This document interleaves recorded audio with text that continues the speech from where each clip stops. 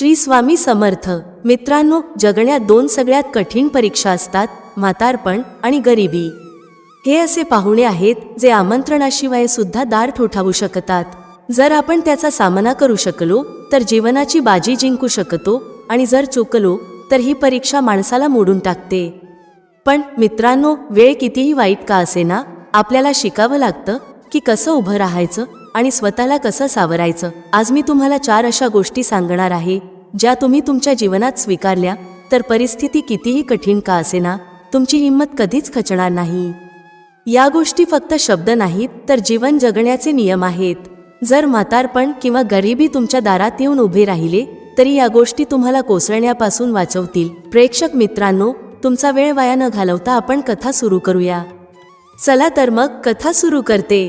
पण पुढे जाण्याआधी तुम्हाला सांगते की गरुड पुराणात म्हटलं आहे की कथा असो किंवा शिकवण, जर ती मध्येच सोडली गेली तर ती पापाच्या श्रेणीत येते. त्यामुळे विनंती आहे की व्हिडिओ शेवटपर्यंत नक्की पहा. आणि जर तुम्ही आपल्या हिंदू धर्माला मानणारे असाल तर व्हिडिओला लाईक करून चॅनलला सबस्क्राईब करणं विसरू नका. तर चला कथा सुरू करूया. ही गोष्ट आहे एका गावाची. सूर्य हळूहळू मावळत होता. आकाशातील गडद केशरी छटा गावातील मातीच्या घरांवर पसरली होती. गावाच्या त्या टोकाला जिथे पोहोचण्यासाठी धुळीने भरलेल्या कच्च्या पायवाटेवरून जावं लागायचं, तिथं एक छोटंसं मातीचं घर होतं. या घराच्या भिंतींना मातीचा थर लावलेला होता जो आता वाळून तुटायला लागला होता. पावसात भिंती ओलसर होऊन सडायच्या आणि उन्हाळ्यात धूळ या घराला सर्व बाजूंनी व्यापायची. या घरात राहायचे प्रशांत, त्यांची पत्नी दीपा आणि त्यांची 2 मुलं नितीन आणि समीक्षा. प्रशांत गावातील एकमेव पुजारी होते. ते फक्त पूजा पाठच करत नसत तर गावकऱ्यांना धर्म आणि भक्तीचा मार्ग दाखवत असत. जेव्हा गावात कोणतंही धार्मिक कार्य असायचं तेव्हा लोक प्रशांत यांना बोलवायचे. त्यांचं काम होतं देवाची महती सांगणं, यज्ञ करणं आणि भक्तांना धर्माचा योग्य अर्थ समजावून सांगणं. प्रशांत फार प्रतिष्ठित नव्हते, पण गावकरी त्यांचा आदर करत असत. त्यांच्या चेहऱ्यावर नेहमी एक शांत हास्य असे जे त्यांच्या आत दडलेल्या संघर्षांना लपवायचं. त्यांच्या डोळ्यांमध्ये एक विलक्षण चमक असे जी दाखवायची की त्यांची देवावर पूर्ण श्रद्धा आहे आणि त्यांच्या परिस्थितीला ते देवाची इच्छा मानून स्वीकारत होते. घरात प्रशांत यांचा वेगळाच संसार होता. त्यांची पत्नी दीपा, जी खूप मेहनती होती, नेहमी स्वयंपाकात व्यग्र असायची. पण घराची परिस्थिती इतकी हलाखीची होती की अनेकदा मुलांना पोटभर जेवण मिळत नसे. जेव्हा प्रशांत घरी परतायचे तेव्हा दीपाच्या चेहऱ्यावरची काळजी स्पष्ट दिसायची. ती इच्छित होती की प्रशांत यांनी काहीतरी वेगळं काम करावं ज्यामुळे घराची परिस्थिती सुधारेल. प्रशांत यांचं जीवन जितकं साधं वाटायचं तितकंच कठीण होतं. त्यांना गावात तेव्हाच बोलवलं जायचं जेव्हा कोणाला कथा ऐकायची असेल किंवा सत्यनारायणाची पूजा करायची असेल. पण हळूहळू गावकऱ्यांनी एका नवीन पंडिताला बोलावणं सुरू केलं. हा नवीन पंडित, जो आधुनिक पद्धती आणि नवीन मंत्रांचा वापर करायचा, गावकऱ्यांना अधिक प्रभावी वाटायला लागला. हळूहळू प्रशांत यांचं काम कमी होऊ लागलं. जिथे पूर्वी पौर्णिमेच्या दिवशी प्रशांत यांच्याकडे अनेक बोलावणी यायची, तिथे आता ते दिवसभर घरी बसलेले असायचे. दररोज सकाळी प्रशांत देवाचं नाव घेत आपलं झोळं घेऊन गावाकडे निघायचे, या आशेने की कोणी त्यांना पूजेसाठी बोलावेल. पण दिवसभर उन्हात भटकल्यानंतर ते रिकाम्या हाताने थकून परतायचे. अनेकदा ते उपाशी परतायचे तेव्हा दीपा त्यांचं रिकामं झोळं पाहून सगळं समजून जायची. दीपासाठी हे सगळं सहन करणं दिवसेंदिवस कठीण होत चाललं होतं. तिने अनेकदा प्रशांत यांना सांगितलं, प्रशांत, आता केवळ पुजारकी करून घर चालणार नाही. पहा, गावकरी आता दुसऱ्या पंडिताला बोलावू लागले आहेत. त्यांना त्याच्या पूजेमध्ये काहीतरी नवीन वाटतं. आपण अजूनही जुन्या पद्धतींवरच अडकलो आहोत. तुला असं वाटत नाही का की आपल्यालाही काहीतरी बदल करायला हवं? प्रशांत हे ऐकून मनातून खूप उदास झाले, पण चेहऱ्यावर मात्र कोणतीही नाराजी दिसू दिली नाही. त्यांचा स्वभाव नेहमी शांत आणि संयमी होता. त्यांना विश्वास होता की देव त्यांची परिस्थिती नक्कीच बदलेल. पण दिवसेंदिवस दीपाची चिंता वाढत होती. प्रत्येक संध्याकाळी जेव्हा प्रशांत आपलं झोळं घेऊन घरी परतायचे तेव्हा दीपाच्या चेहऱ्यावर एकच प्रश्न स्पष्ट दिसायचा, आज काही मिळालं का? एक दिवस जेव्हा प्रशांत थकलेले घरी परतले तेव्हा दीपाने खोल नजरेने त्यांच्याकडे पाहिलं. घराचं वातावरण नेहमीच शांत असायचं, पण आज हवेत काही वेगळंच होतं. प्रशांतची चाल खूपच थकलेली होती आणि त्यांच्या डोळ्यांत थकवा स्पष्ट दिसत होता. ते शांतपणे बसले. दीपा, जी आजपर्यंत शांतपणे आपल्या कामात गुंतलेली असायची, ती आज अधिक शांत राहू शकली नाही. ती प्रशांतजवळ आली आणि शांत पण ठाम स्वरात म्हणाली, हे असं किती दिवस चालणार आहे प्रशांत? आपण असे किती दिवस जगू शकतो? तुला काहीतरी दुसरं करावं लागेल. आता गावात तुला कोणतं काम मिळत नाही. पंडिताईचं हे काम आता आपल्यासाठी पुरेसं राहिलेलं नाही. तर राजाकडे जाऊन काहीतरी नोकरी का मागत नाहीस? प्रशांतने दीपाचं बोलणं लक्षपूर्वक ऐकलं. त्यांच्या चेहऱ्यावर हलकसं स्मित झळकलं, जे त्यांच्या आत दडलेल्या वेदनेचं साक्ष देत होतं. त्यांनी हळू आवाजात उत्तर दिलं, तुला वेड लागले आहे का दीपा? कुठे राजा आणि कुठे आपण? आपल्यासारख्या साध्या पंडिताचं राजाशी काय घेणं देणं? आणि जर राजाने काम दिलं तरी आपण ते काम करू शकू का? आपलं काम पूजापाठ करणं आहे, नोकरी करणं नाही. दीपाने त्यांचं बोलणं ऐकलं, पण ती हार मानणारी नव्हती. तिने खोल श्वास घेतला आणि म्हणाली, पहा प्रशांत, जर तुम्ही राजाकडे गेलात नाही तर आपण कसं जगणार? आता आपल्याकडे खायला सुद्धा काही उरलेलं नाही. तुम्हाला दिसत नाही का नितीन आणि समीक्षा किती उपाशी आहेत? जेव्हा मुलं उपाशी झोपतात तेव्हा माझं हृदय तुटून जातं. आणि तुम्ही म्हणता की देव सगळं बघतो, पण देवाने आपलं कधी ऐकलं आहे? दीपाच्या या शब्दांनी प्रशांतचं मन तुटलं. त्यांच्याकडे काही उत्तर नव्हतं. त्यांना माहिती होतं की दीपा बरोबर म्हणते. रोज जेव्हा ते घरी परतायचे तेव्हा दीपाच्या डोळ्यात एकच प्रश्न असायचा, आज काही मिळालं का? आणि त्यांचं उत्तर नेहमीच नकारात्मक असायचं. ते दररोज विचार करायचे की कदाचित उद्या दिवस चांगला असेल, पण आता ती आशाही तुटू लागली होती. प्रशांतच्या मनात एक मोठा संघर्ष सुरू होता. एका बाजूला त्यांच्या संस्कार आणि धर्माप्रती असलेली निष्ठा होती, जी त्यांना पंडिताई सोडण्यापासून थांबवत होती. दुसऱ्या बाजूला त्यांचं कुटुंब होतं, जे उपासमारी आणि कठीण परिस्थितीतून जात होतं. ते विचार करत होते, मी माझी प्रतिष्ठा आणि धर्म सोडून नोकरी करणार का? मी राजाकडे जाऊन नोकरीची याचना करणार का? प्रशांतने आयुष्यात कधी असं विचारही केलं नव्हतं. ते नेहमीपासून पंडित होते आणि त्यांना त्यांच्या कामाचा अभिमान होता. पण आता परिस्थिती अशी झाली होती की त्यांना त्यांच्या कुटुंबासाठी काहीतरी वेगळं करावं लागणार होतं. प्रशांतचं मन वारंवार देवाला विचारत होतं, हे भगवंत, ही कसली परीक्षा आहे? मी धर्माची मर्यादा सोडून सांसारिक बंधनात अडकून जाऊ का? मी माझी प्रतिष्ठा वाचवू शकेन का, की मला आयुष्यभर जे शिकलो आणि जपलं ते सगळं सोडावं लागेल? या विचारांच्या गोंधळात प्रशांतचं मन खूपच भरून गेलं. त्यांना एक विचित्र अस्वस्थता जाणवत होती, जणू ते स्वतःच्याच आत एक युद्ध लढत होते. त्यांनी विचार केला, काय होईल जर राजाने मला नोकरी देण्यास नकार दिला? काय होईल जर आपण तिथे जाऊन काही चूक केलं? प्रशांतने आयुष्यात अनेक कठीण प्रसंगांचा सामना केला होता, पण आजचा प्रश्न काही वेगळाच होता. ही केवळ आर्थिक समस्या नव्हती, तर त्यांच्या अस्तित्व आणि आत्मसन्मानाशी संबंधित होती. गावात पंडिताई करताना त्यांनी लोकांचं खूप मान सन्मान मिळवलं होतं, पण तो सन्मान त्यांच्या कुटुंबाचं पोट भरू शकत नव्हता. आता प्रश्न होता की प्रशांत त्यांच्या आत्मसन्मानाला जपत कुटुंबाच्या गरजा कशा पूर्ण करणार? अनेकदा रात्री जेव्हा सगळं घर झोपून जायचं तेव्हा प्रशांत झोपून छताकडे पाहत राहायचे. त्यांच्या मनात विचारांचं वादळ चालू असायचं. ते विचार करायचे, जर मी दीपाचं म्हणणं मान्य करून राजाकडे नोकरी मागायला गेलो तर मी स्वतःला कसं पाहू शकेन? मी एक पंडित आहे, माझं काम धर्माची सेवा करणं आहे, नोकरी करणं नाही. मग त्यांच्या मनात दुसरा विचार यायचा, पण धर्माच्या सेवेमुळे माझ्या कुटुंबाचं पोट भरणार आहे का? नितीन आणि समीक्षाला ते सगळं मिळेल का, जे त्यांच्यासाठी गरजेचं आहे? जर मी नोकरी केली नाही तर माझी मुलं उपाशी मरतील का? हा द्वंद्व त्यांच्या मनात दिवस रात्र घर करून राहिला होता. त्यांनी आपल्या आयुष्यात कधीच इतके मोठे निर्णय घेतले नव्हते. ते एक साधारण पंडित होते, ज्यांच्यासाठी धर्म आणि पूजा हेच सर्व काही होते. पण आता त्यांच्या समोर धर्म आणि कुटुंबाच्या जबाबदाऱ्यांमध्ये संघर्ष उभा राहिला होता. याच दरम्यान दीपाचं धैर्य आता संपत आलं होतं. ती शांत स्वभावाची महिला होती, पण प्रशांतची अनिश्चितता आणि रोजच्या समस्यांनी तिला आतून तोडून टाकलं होतं.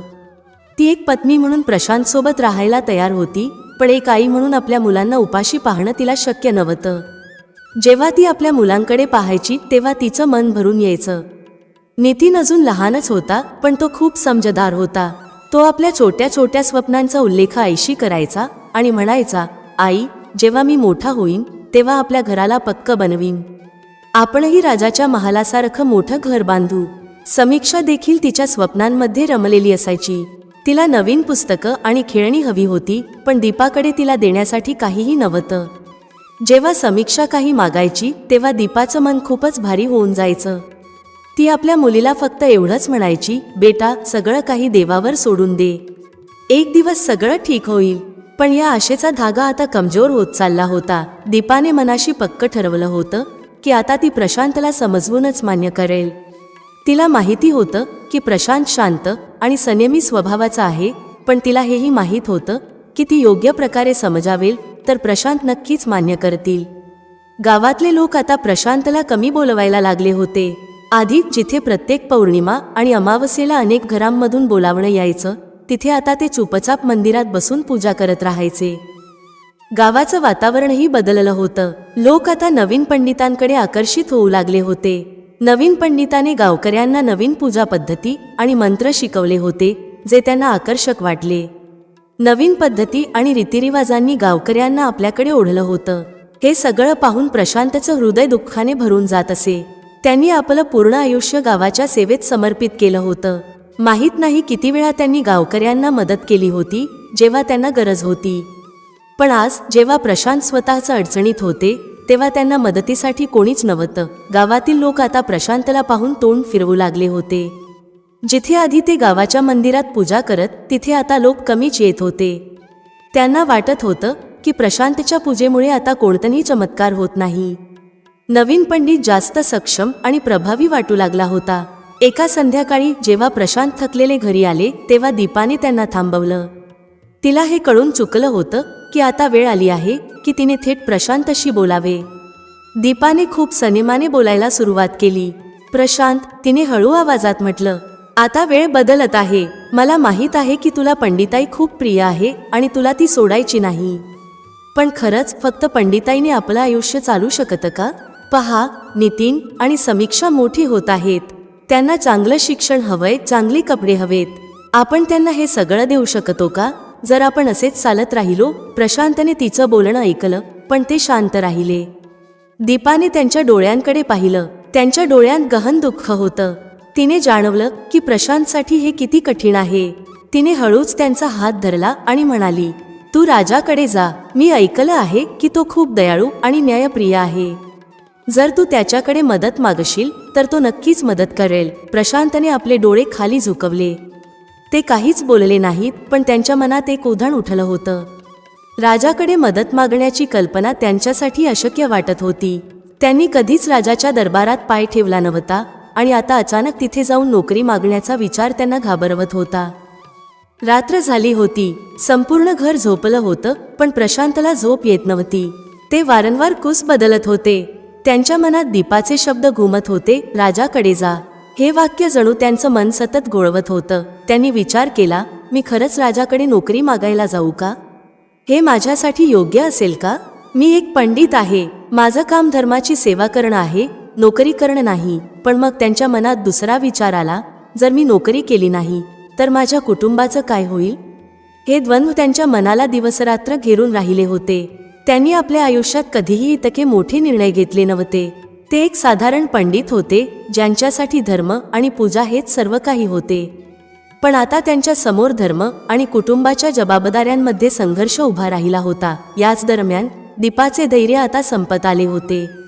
ती शांत स्वभावाची महिला होती, पण प्रशांतची अनिश्चितता आणि रोजच्या समस्यांनी तिला आतून तोडून टाकले होते. ती एक पत्नी म्हणून प्रशांतला साथ देऊ इच्छित होती, पण एक आई म्हणून आपल्या मुलांना उपाशी पाहू शकत नव्हती.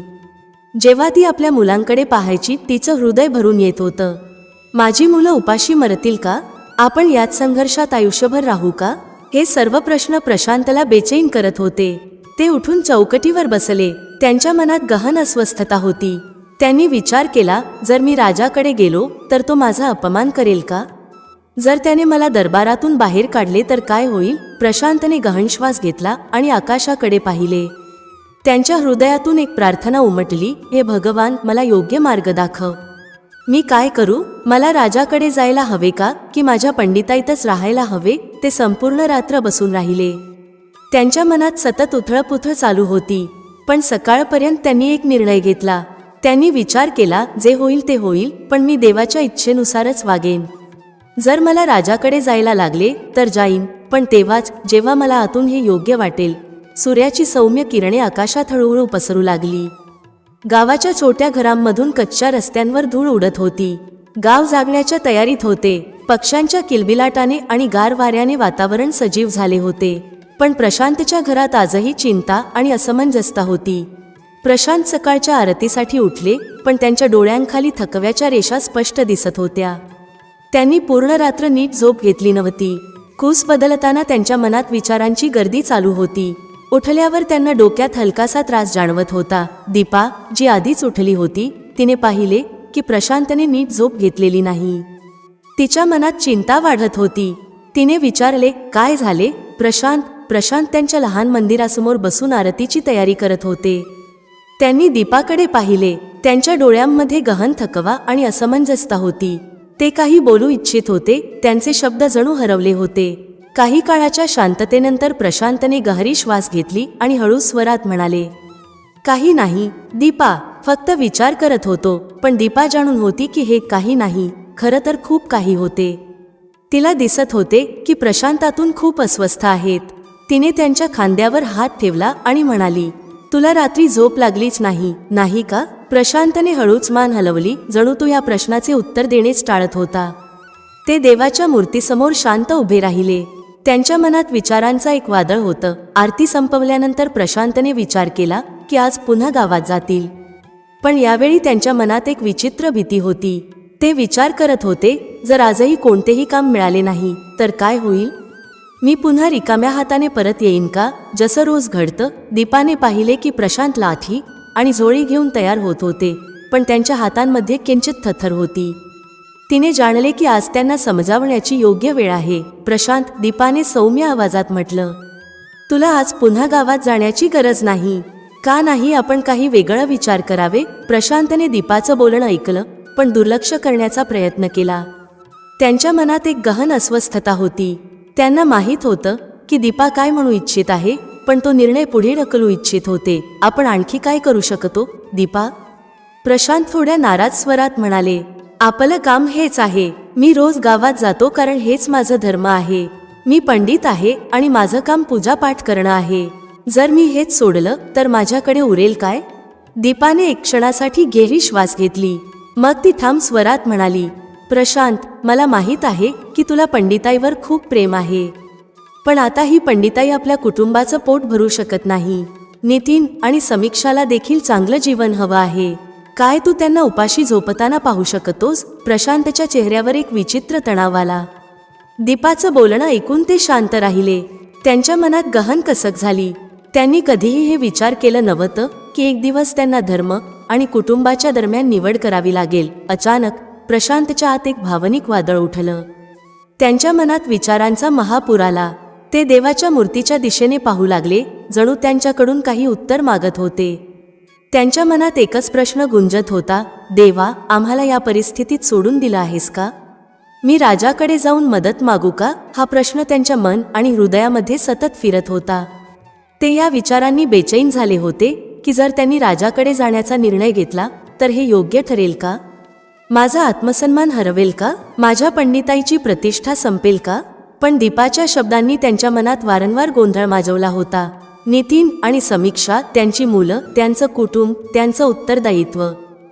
प्रशांत हळूहळू दीपाकडे पाहत होते. एक खोल श्वास घेत त्यांनी म्हटलं, ठीक आहे दीपा, मी राजाकडे जाईन. पण तुला माहिती आहे का, हे माझ्यासाठी किती कठीण आहे? मी कधीच आयुष्यात कोणाकडून मदत मागितली नाही आणि आता तू म्हणतेस की मी राजाच्या दरबारात जाऊन नोकरी मागावी. दीपाने त्यांच्याकडे पाहिलं. तिच्या डोळ्यांमध्ये समजूतदारी आणि संवेदनशीलता होती. ती म्हणाली, मला माहिती आहे प्रशांत, पण हेही माहिती आहे की आपल्याकडे दुसरा कोणताच मार्ग नाही. तुम्ही राजाकडे काही मागायला जात नाही आहात, तर आपल्या कुटुंबासाठी एक नवा मार्ग शोधायला जात आहात. प्रशांतने तिच्या शब्दांवर लक्ष दिलं. हळूहळू त्यांच्या मनात एक विचित्र शांतता आली. त्यांनी विचार केला, कदाचित हा निर्णय योग्य आहे. प्रशांतने ठरवलं की ते राजाकडे जातील, पण त्याचवेळी त्यांच्या मनात एक विचित्र भीती निर्माण झाली. प्रशांतने कधीच राजाच्या दरबारात पाऊल टाकलं नव्हतं. त्यांनी राजाबद्दल फक्त कथा ऐकल्या होत्या, पण त्यांना कधी समोरून पाहिलं नव्हतं. त्यांच्या मनात अनिश्चितता आणि भीतीचं सावट होतं.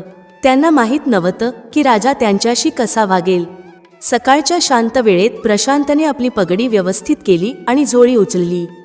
दीपाने त्यांच्या झोळीत थोडं खाणं आणि पाणी ठेवलं, जेणेकरून वाटेत त्यांना भूक लागली तर काहीतरी खाता येईल. प्रशांत जेव्हा दाराजवळ पोहोचले तेव्हा त्यांचे पाय थांबले. ते विचार करू लागले, मी हे योग्य करतो आहे का? खरंच मी राजाकडे जावं का? त्यांच्या मनात भीती, शंका आणि अस्वस्थतेची प्रचंड लाट उठली.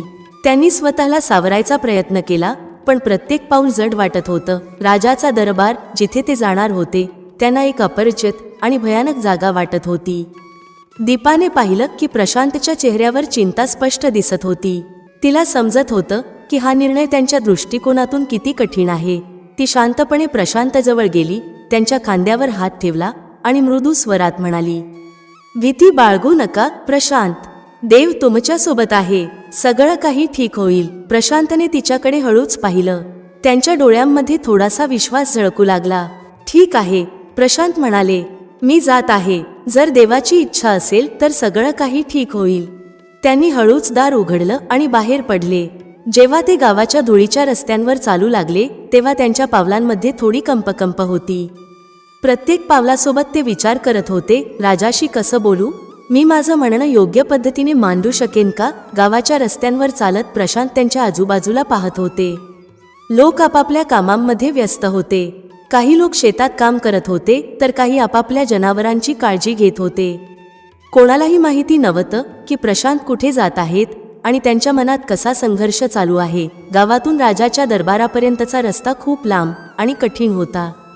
प्रशांतला बऱ्याच मैल पायी चालावं लागलं. रस्त्यात धूळ उडत होती आणि सूर्याच्या उष्णतेमुळे त्यांचं शरीर घामाने भिजून गेलं होतं. त्यांचे पाय थकत होते, पण त्यांनी थांबण्याचं नाव घेतलं नाही. काही पावलांवर ते थांबून आपलं घाम पुसत होते. त्यांना वाटत होतं की हा प्रवास त्यांच्या आयुष्याचा सर्वात कठीण प्रवास आहे. राजाला भेटणं फक्त एक शारीरिक प्रवास नव्हता, तर त्यांच्या आत्मसन्मान आणि धर्मासोबत एक मोठी परीक्षा होती. रस्त्यात काही लोक त्यांना पाहून आश्चर्यचकित झाले. ते जाणत होते की प्रशांत एक साधारण पंडित आहेत, ज्यांनी कधीही गावाबाहेर जाण्याचा प्रयत्न केला नव्हता.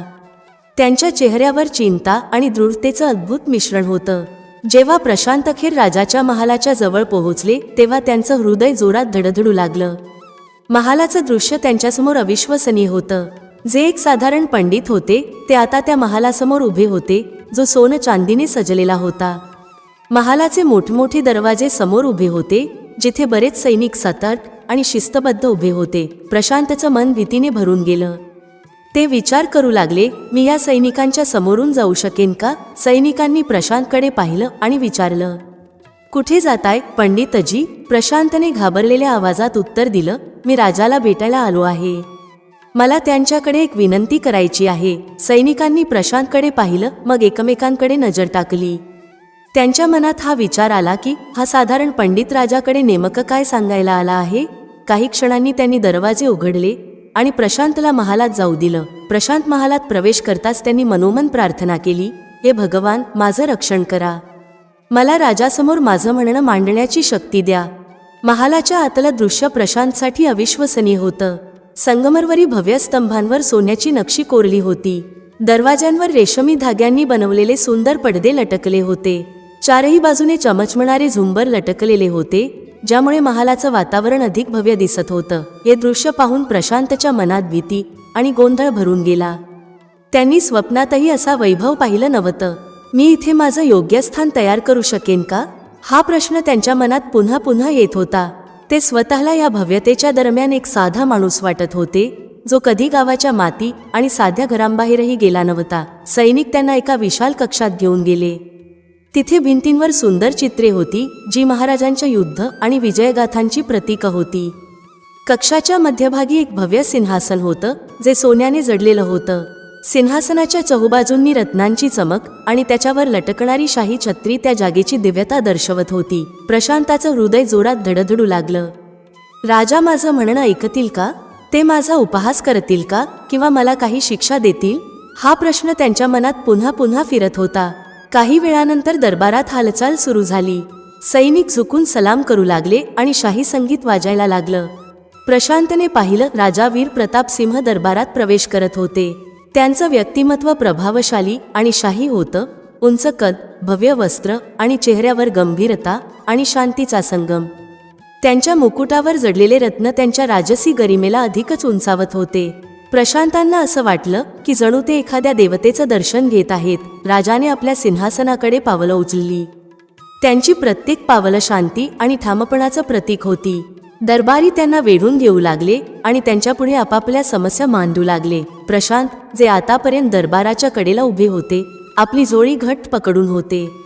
त्यांच्या मनात विचारांचं वादळ उफाळून आलं होतं. मी माझं म्हणणं व्यवस्थित मांडू शकेन का? राजा माझ्या समस्येला समजून घेतील का? त्यांचे पाय थरथरत होते आणि घसा कोरडा पडला होता. तेवढ्यात एका दरबाऱ्याने त्यांच्याकडे बोट दाखवत म्हटलं, महाराज, हे गावचे पंडित आहेत. आपल्याला विनंती करायला आले आहेत. राजाने आपल्या गंभीर नजरेने प्रशांतकडे पाहिलं. त्यांच्या दृष्टीचा सामना करताच प्रशांतांचं हृदय जणू धडधडणं थांबलं.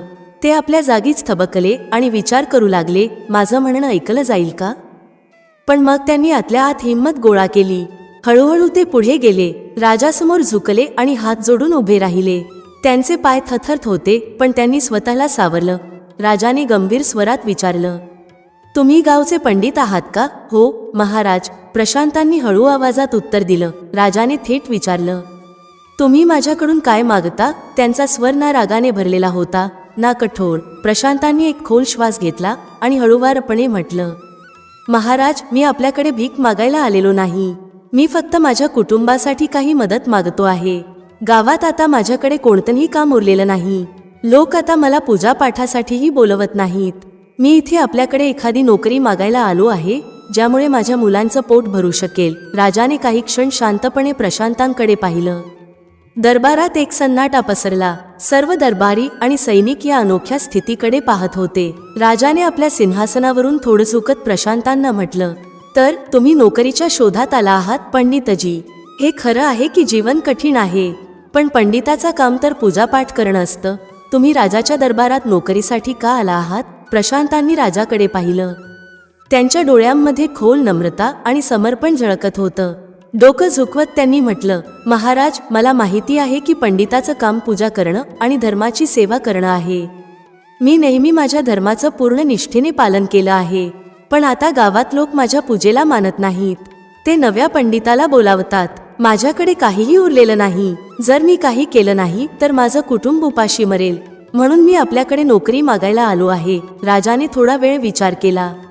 मग आपल्या मंत्र्याकडे पाहिलं आणि म्हटलं, ही खरंच गंभीर स्थिती आहे. पण मला पंडितजींकडून हे जाणून घ्यायचं आहे की ते आपल्या राज्यात काय काम करू शकतात. पंडितजी, तुमच्याकडे अन्य कोणतं कौशल्य आहे का? प्रशांतांनी काही क्षण विचार केला. त्यांना माहीत होतं की पूजापाठाशिवाय त्यांच्याकडे इतर कोणतंही कौशल्य नाही. पण यावेळी त्यांना काहीतरी सांगणं गरजेचं होतं. त्यांनी हळू आवाजात म्हटलं, महाराज, मी माझं संपूर्ण आयुष्य धर्माच्या सेवेसाठी अर्पण केलं आहे. पण जर तुम्ही मला कोणतंही काम दिलं तर मी ते पूर्ण निष्ठा आणि समर्पणाने करीन. मी शिकण्यासाठी तयार आहे. राजाने गंभीरतेने प्रशांतकडे पाहिलं. दरबारातील सगळे लोक या संवादाकडे लक्ष देऊन होते.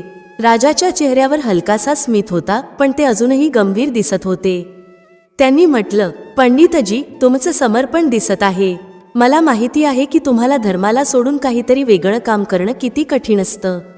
पण मी तुम्हाला सांगू इच्छितो की आमच्या राज्यात अशा अनेक गोष्टी आहेत जिथं तुमच्या सेवांची आवश्यकता आहे. प्रशांतच्या डोळ्यांत हलकीशी चमक आली. त्यांनी विचार केला की कदाचित त्यांना मदत होऊ शकते.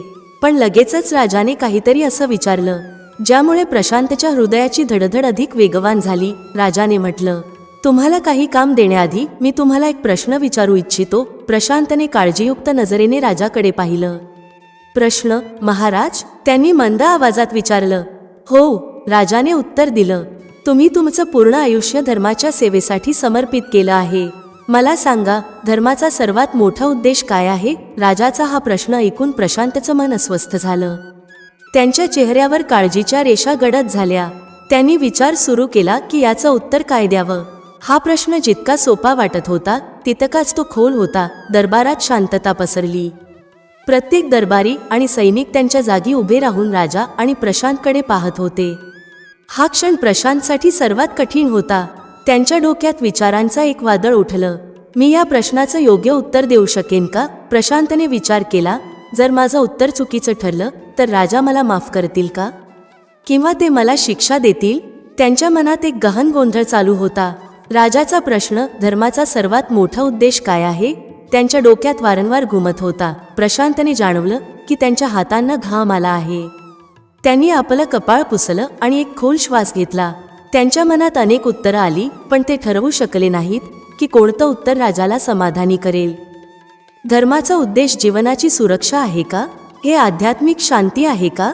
किंवा समाजात न्याय प्रस्थापित करणं आहे? ते या प्रश्नांनी झगडत राहिले.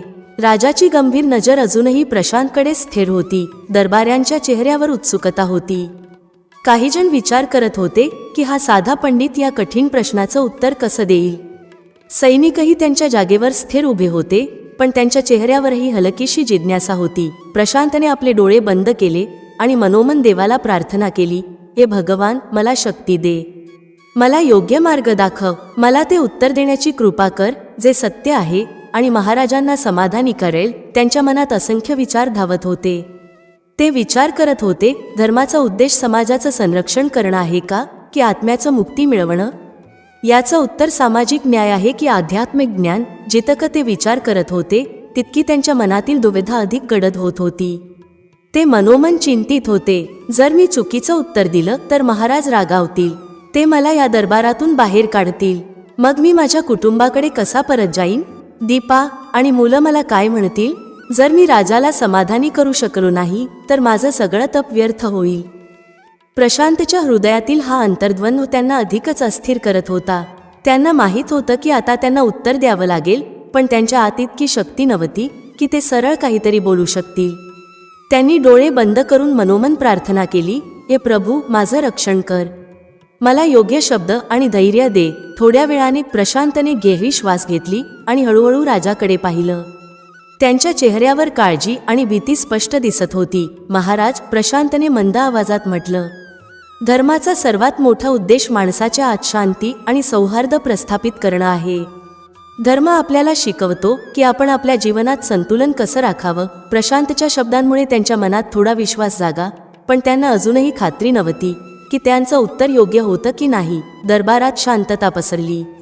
सगळ्यांच्या नजरा राजाकडे वळल्या. राजाने गंभीर नजरेने प्रशांतकडे पाहिलं. काही वेळ शांत राहून त्यांनी हळू आवाजात म्हटलं, तुमचं उत्तर योग्य आहे पंडितजी. धर्माचा उद्देश फक्त पूजा नाही, तर माणसाच्या आत शांती आणि सौहार्द निर्माण करणं देखील आहे. पण तुम्हाला वाटतं का की हे उत्तर पुरेसं आहे? राजाच्या प्रश्नाने प्रशांत पुन्हा गोंधळून गेले. त्यांच्या मनात अनेक विचारांनी काहूर माजवले. महाराजांच्या या प्रश्नामागे काय रहस्य आहे? ते माझ्याकडून आणखी काय ऐकू इच्छितात? प्रशांतने खोल श्वास घेतला आणि पुन्हा विचार करण्यास सुरुवात केली. त्यांच्या मनात अनेक उत्तरे येत होती, परंतु त्यापैकी योग्य कोणते आहे हे ठरवणे कठीण झाले होते. दरबारात उभे असलेल्या काही दरबाऱ्यांच्या चेहऱ्यावर हास्य झळकत होते, जणू प्रशांतला आणखी अडचणीत पाहून त्यांना आनंद होत होता. परंतु काही जण असेही होते जे धर्म आणि नीतीच्या या गहन प्रश्नावर गंभीरपणे विचार करत होते. सैनिक अजूनही शांत उभे होते, पण त्यांच्या चेहऱ्यांवर हलक्या प्रतिक्रिया स्पष्ट होत्या. काही सैनिक प्रशांताच्या धैर्याचे कौतुक करत होते. राजांच्या प्रश्नाने प्रशांताच्या मनात अधिक गोंधळ निर्माण केला, पण यावेळी त्यांनी ठरवले की ते सत्याचा आधार घेऊन उत्तर देतील.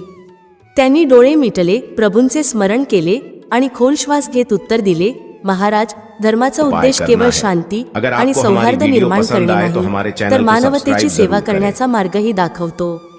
धर्म आपल्याला शिकवतो की आपण करुणा आणि प्रेमाने इतरांची मदत करावी.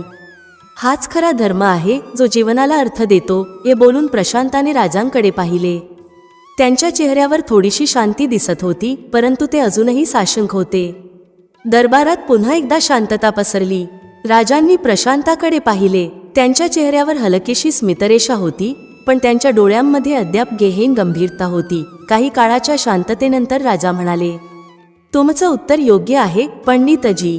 धर्माचा उद्देश केवळ शांती आणि सौहार्द नव्हे, तर मानवतेची सेवा आणि करुणेचं पालनही आहे. प्रशांताने दिलासा घेतला, पण राजांच्या चेहऱ्यावर अजूनही काही रहस्य लपले होते. त्यांच्या कपाळावर हलकीशी आठी होती, जी सूचित करत होती की काही प्रश्न अद्याप बाकी आहेत. दरबारात उभे असलेले सर्व दरबारी, सैनिक आणि मंत्रीगण एकटक राजा आणि प्रशांताकडे पाहत होते. तिथे एक विचित्र शांतता होती, जणू सगळे लोक याची वाट पाहत होते की आता राजा काय म्हणतील. प्रत्येकजण हे विचार करत होता की प्रशांतांनी राजांना पूर्णपणे समाधानी केले आहे का, की अजून काही प्रश्न उरले आहेत. प्रशांताच्या मनात अजूनही एक विचित्र भीती होती. ते विचार करत होते की राजा त्यांना आणखी काय विचारतील.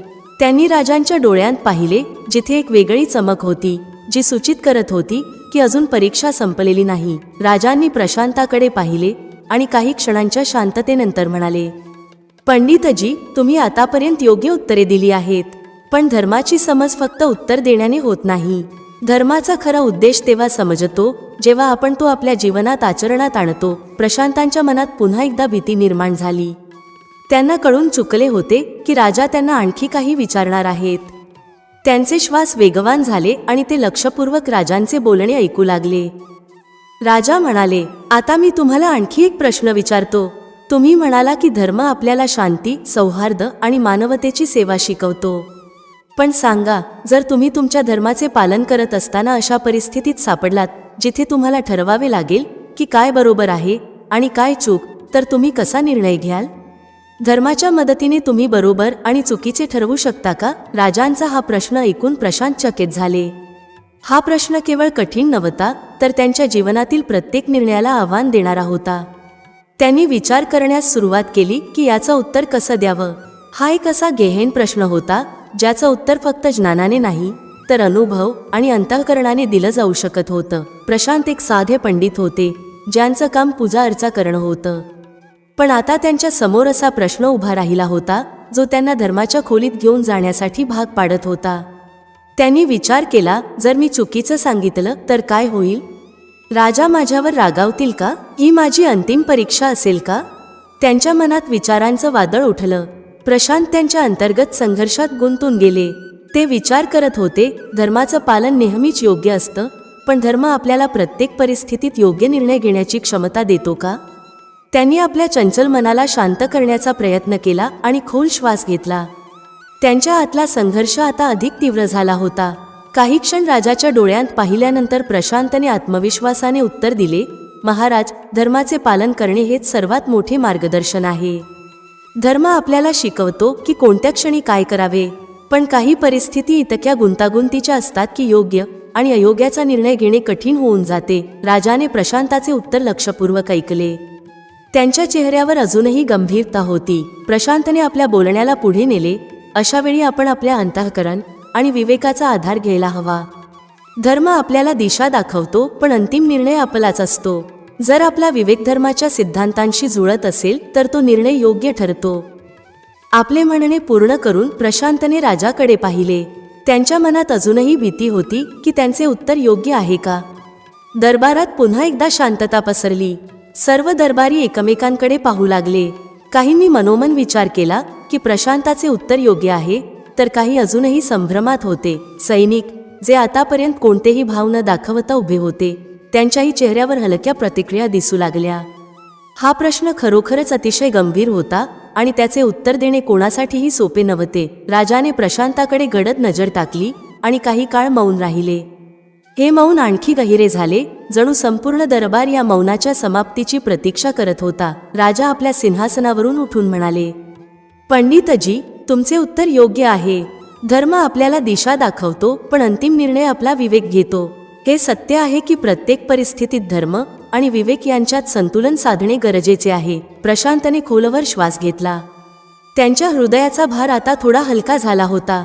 त्यांनी विचार केला की कदाचित त्यांची परीक्षा संपली आहे. राजाने पुढे सांगितले, तुमच्या उत्तरांनी मला प्रभावित केले आहे पंडितजी.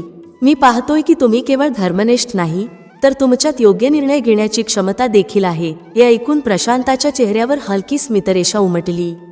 त्यांना वाटले की आता सर्व काही व्यवस्थित होईल.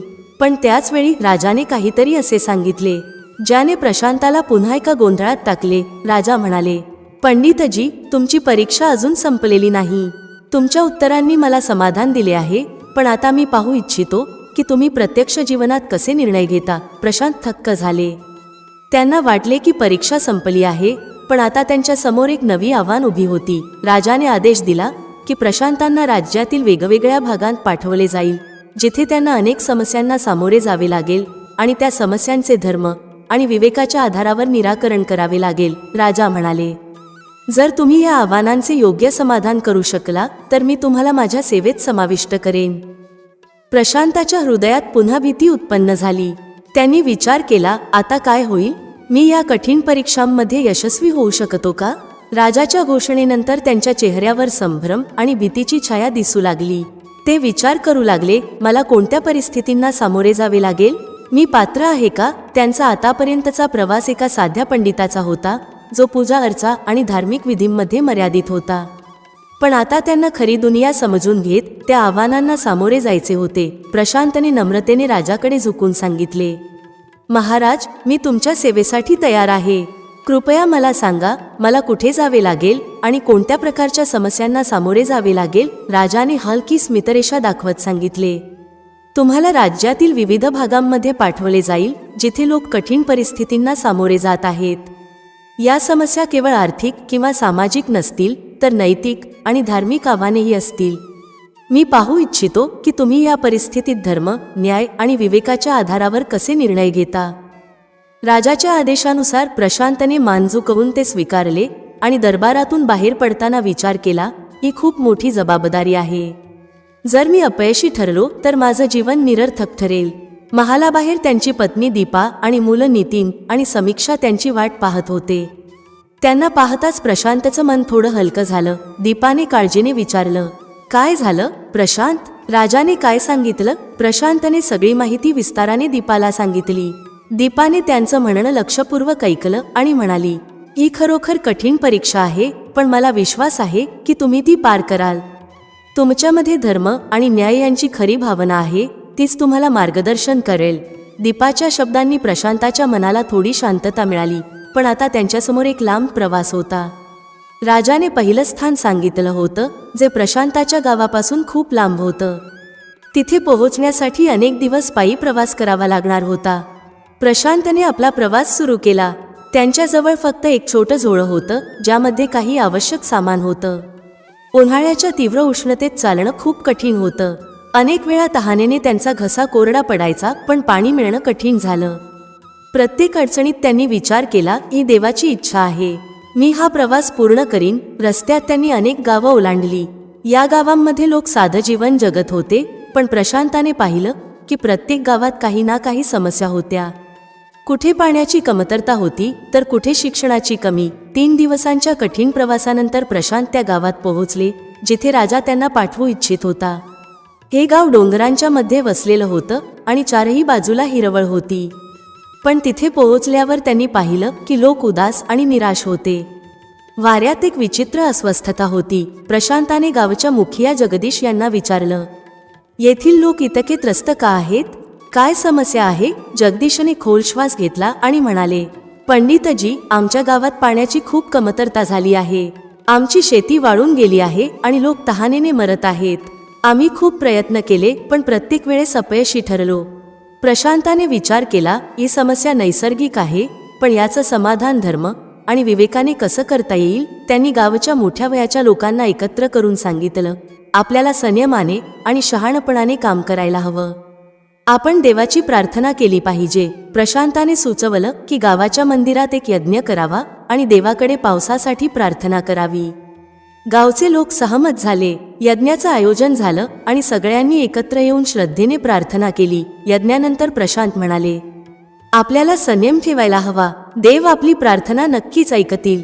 तोपर्यंत आपल्याला पाण्याचा योग्य उपयोग करायला हवा. यज्ञानंतर गावात नवीन ऊर्जा पसरली. लोकांनी पाण्याचा काळजीपूर्वक उपयोग सुरू केला आणि शेती वाचवण्यासाठी छोटे छोटे प्रयत्न केले. प्रशांताने पाहिलं की लोक आता एकत्रित होऊन समस्यांचं समाधान शोधू लागले आहेत. काही आठवड्यांनंतर प्रशांत गावाच्या मंदिरात प्रार्थना करत होते, तेव्हा आकाशात ढग जमा झाले. काही वेळानंतर पाऊस सुरू झाला. संपूर्ण गाव आनंदाने नाचू लागलं. लोक प्रशांतांकडे आले आणि त्यांचे आभार मानले. प्रशांताच्या चेहऱ्यावर समाधानाचं हास्य होतं. त्यांनी विचार केला, माझी पहिली परीक्षा यशस्वी झाली, पण हा तर केवळ प्रारंभ आहे. अजूनही अनेक आव्हानं माझी वाट पाहत आहेत. पहिली परीक्षा यशस्वीपणे पूर्ण केल्यानंतर प्रशांत गावातून निघून गेले. तिथल्या लोकांनी त्यांच्याविषयी खूप आदर आणि कृतज्ञता व्यक्त केली. प्रशांतांच्या मनात समाधान होतं, पण त्यांना हे देखील माहीत होतं की ही फक्त सुरुवात आहे. राजाने त्यांना अनेक परीक्षांचा सामना करण्याचा आदेश दिला होता. दुसऱ्या परीक्षेसाठी राजाचा संदेश आधीच आला होता. यावेळी त्यांना एका अशा गावात पाठवलं जात होतं जिथे न्यायाचा प्रश्न होता. गावातील लोक 2 गटांमध्ये विभागले गेले होते आणि एक मोठा वाद सुरू होता. हा वाद केवळ संपत्ती किंवा जलस्रोतावर नव्हता, तर धर्म आणि अधिकारांच्या व्याख्यांवर होता. राजाने प्रशांतांना सांगितलं होतं की त्यांनी या वादात हस्तक्षेप करावा आणि न्यायाचा योग्य तोडगा काढावा. प्रशांताच्या मनात हे विचार येत होते की ही परीक्षा पूर्वीपेक्षा खूपच कठीण असेल. पहिल्या परीक्षेत त्यांनी नैसर्गिक समस्येला तोंड दिलं होतं, पण ही दुसरी परीक्षा अधिक जटिल होती. इथे त्यांना न्याय आणि धर्म यांच्यात समतोल राखायचा होता. प्रशांत यांना भीती होती की जर ते अपयशी ठरले तर याचा परिणाम फक्त गावाच्या भविष्यावरच नव्हे, तर त्यांच्या स्वतःच्या आयुष्यावरही होईल. 3 दिवसांच्या कठीण प्रवासानंतर प्रशांत त्या गावात पोहोचले. जसेच त्यांनी गावात प्रवेश केला, त्यांना तिथेचा वातावरण तणावपूर्ण वाटला. लोक एकमेकांशी बोलत होते, पण त्यांच्या चेहऱ्यांवर चिंता आणि राग स्पष्ट दिसत होता. प्रशांत यांनी गावच्या मुखिया विजय यांची भेट घेतली. विजय यांनी त्यांना सविस्तर सांगितले, पंडितजी, आमच्या गावात 2 मुख्य कुटुंब आहेत, गौतम कुटुंब आणि भारद्वाज कुटुंब. या 2 कुटुंबांमध्ये मंदिराजवळील जमिनीवरून वाद सुरू आहे. प्रशांत यांनी गंभीरतेने विचारले, हा वाद एवढा मोठा का झाला? गावातील ज्येष्ठ लोकांनी यावर तोडगा काढण्याचा प्रयत्न केला नाही का? मुखियाने खोल श्वास घेतला आणि म्हणाले, आम्ही अनेक वेळा प्रयत्न केला पंडितजी, पण दोन्ही कुटुंबे एकमेकांवर इतकी रागावली आहेत की कोणीही समजुतीस तयार नाही. दोन्ही कुटुंबे आपापल्या हक्काला धर्माच्या आधारावर योग्य ठरवत आहेत. हे ऐकून प्रशांत यांच्या मनात गहन चिंता निर्माण झाली. हा फक्त संपत्तीचा वाद नव्हता, तर धर्म आणि न्याय यांच्यातील समतोल राखण्याचा प्रश्न होता. त्यांनी विचार केला की घाईघाईने निर्णय घेणे योग्य होणार नाही. प्रशांत यांनी दोन्ही कुटुंबांच्या भावना जाणून घेण्याचा निर्णय घेतला. आधी त्यांनी गौतम कुटुंबाला भेट दिली. गौतम कुटुंबाचे मुखिया विष्णू गौतम हे धार्मिक व्यक्ती होते. प्रशांत यांनी विचारले, तुम्ही या जमिनीवर हक्क का सांगत आहात? हा फक्त संपत्तीचा प्रश्न आहे का? विष्णू गौतम यांनी गंभीर स्वरात उत्तर दिले, ही जमीन आमच्या पूर्वजांची आहे. आमच्या आजोबांनी या जमिनीवर मंदिराचे निर्माण केले होते. हे आमचे कर्तव्य आहे की आम्ही या मंदिराची देखभाल करावी, पण भारद्वाज कुटुंब ती जमीन हडप करू इच्छित आहे. प्रशांत यांनी त्यांचे म्हणणे लक्षपूर्वक ऐकले आणि मग भारद्वाज कुटुंबाला भेट दिली. त्यांच्या मुखिया राघव भारद्वाज हे शांत आणि समंजस व्यक्ती होते. प्रशांत यांनी त्यांच्याकडे तोच प्रश्न विचारला, तुम्ही या जमिनीवर हक्क का सांगत आहात? राघव यांनी खोल श्वास घेतला आणि म्हणाले, ही जमीन आमच्या पूर्वजांची आहे. आमच्या पूर्वजांनी या गावाची स्थापना केली होती. मंदिराचे निर्माण भलेही गौतम कुटुंबाने केले असेल, पण ही जमीन आमची आहे. प्रशांत आता अधिकच गोंधळले. दोन्ही कुटुंबे धर्म आणि हक्कांच्या नावावर या जमिनीचा दावा करत होती. त्यांनी जाणले की या वादाचे मूळ फक्त संपत्ती नाही, तर अहंकार आणि जुना वैर आहेत. प्रशांत यांनी गावातील ज्येष्ठ लोक आणि पंचायतीशी चर्चा केली. त्यांना समजले की हा वाद अनेक वर्षांपासून चालत आलेला आहे आणि दोन्ही कुटुंबांतील जुन्या दुश्मनीने याला अधिक जटिल बनवले आहे. प्रशांत यांच्या समोर आता एक कठीण परिस्थिती होती. त्यांना हा वाद फक्त संपत्तीच्या आधारावर सोडवायचा नव्हता, तर धर्म, न्याय आणि मानवतेचाही विचार करायचा होता. त्यांनी संपूर्ण गावाला एकत्र बोलावले आणि दोन्ही कुटुंबांना मंदिरासमोर बोलावले. जसेच सर्व लोक मंदिरासमोर जमले, तिथे गहन शांतता पसरली. सर्वांच्या नजरा प्रशांत यांच्याकडे लागल्या होत्या. लोकांना जाणून घ्यायचे होते की प्रशांत काय निर्णय देतील. प्रशांत यांनी खोल श्वास घेतला आणि म्हणाले, मी दोन्ही कुटुंबांशी चर्चा केली आहे. मी तुमच्या भावना, तुमच्या पूर्वजांचे योगदान आणि तुमच्या आपसी वादांना समजून घेण्याचा प्रयत्न केला आहे. पण हा प्रश्न फक्त जमीन किंवा संपत्तीचा नाही. हा प्रश्न गावाच्या एकतेचा आणि धर्माच्या प्रतिष्ठेचा आहे. प्रशांत यांनी गावकऱ्यांकडे पाहिले आणि म्हणाले, हे मंदिर गावाचे आहे आणि ही जमीनही गावाची आहे. ही कोणत्याही एका कुटुंबाची मालमत्ता असू शकत नाही. ही जमीन गावातील सर्व लोकांची धरोहर आहे आणि आपल्याला ती जपण्यासाठी एकत्र काम करावे लागेल. प्रशांत यांच्या या निर्णयामुळे दोन्ही कुटुंबांमध्ये खळबळ उडाली.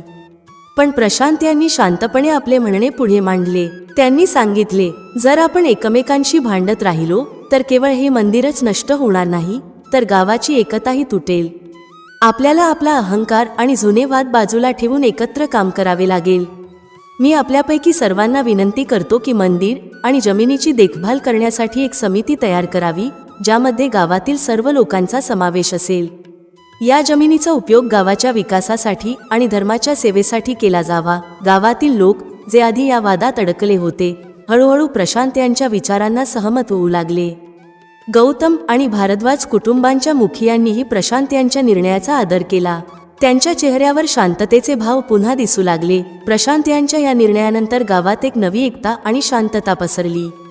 दोन्ही कुटुंबांनी आपापले जुने मतभेद विसरून एकत्र काम करण्याचा निश्चय केला.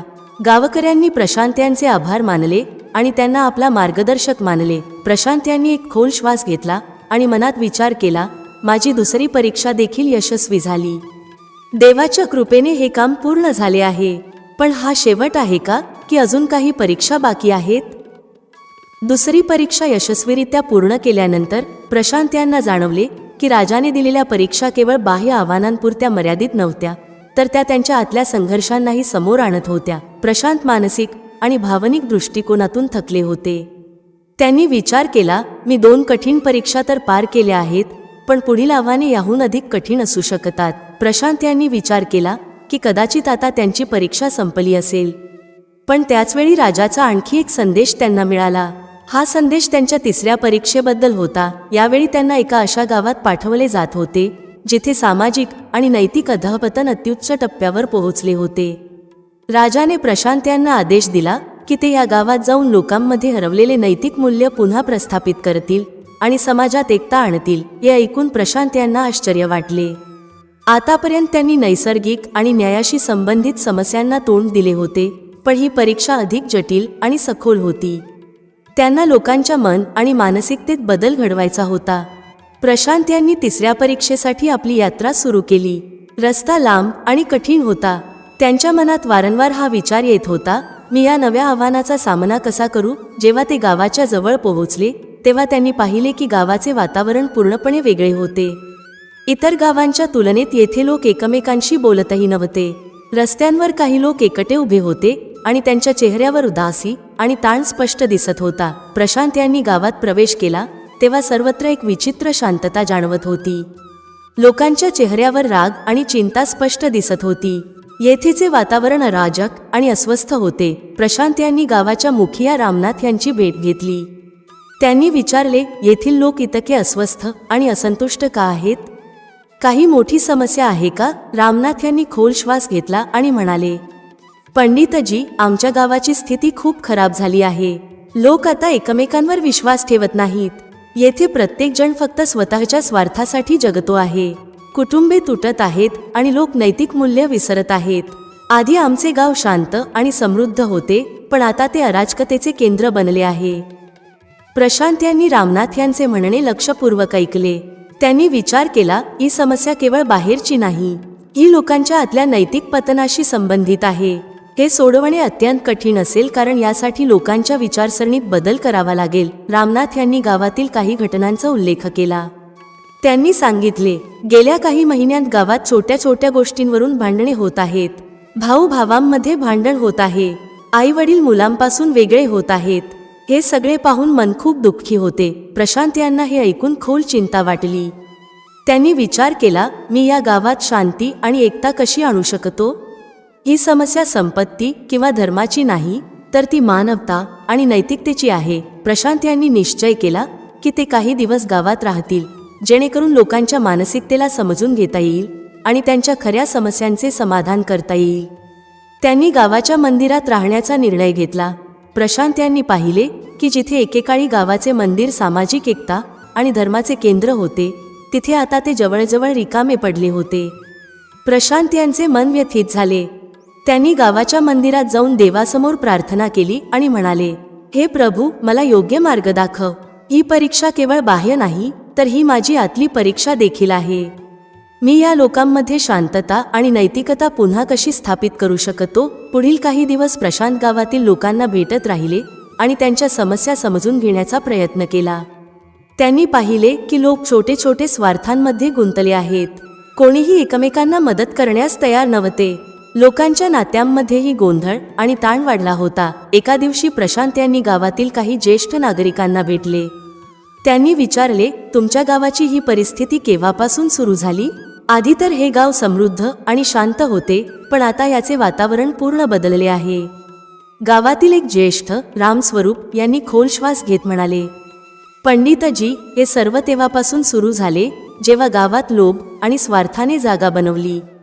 आधी आम्ही एकमेकांना मदत करत होतो, पण आता प्रत्येकजण फक्त स्वतःच्या स्वार्थासाठी जगत आहे. लोकांमध्ये मत्सर आणि द्वेष वाढला आहे. भाऊ भावंड वेगळे झाले आहेत आणि मित्र आता शत्रू बनले आहेत. प्रशांत यांना समजले की ही समस्या केवळ बाहेरची नाही, तर ती लोकांच्या हृदयात आणि मानसिकतेत रुजली आहे. त्यांनी विचार केला, जर मला या गावाला वाचवायचे असेल तर मला लोकांची विचारसरणी बदलावी लागेल. मला त्यांना शिकवावे लागेल की मानवता आणि नैतिकता हेच जीवनाचे सर्वात मोठे मूल्य आहे. प्रशांत यांनी एक योजना तयार केली. त्यांनी गावाच्या मुखियाशी बोलून गावात सामूहिक सभा आयोजित करण्याचा प्रस्ताव मांडला. त्यांचा उद्देश होता की गावातील सर्व लोक एकत्र यावेत आणि आपले मन मोकळे करावे. सभेच्या दिवशी गावातील लोक मंदिरात जमले.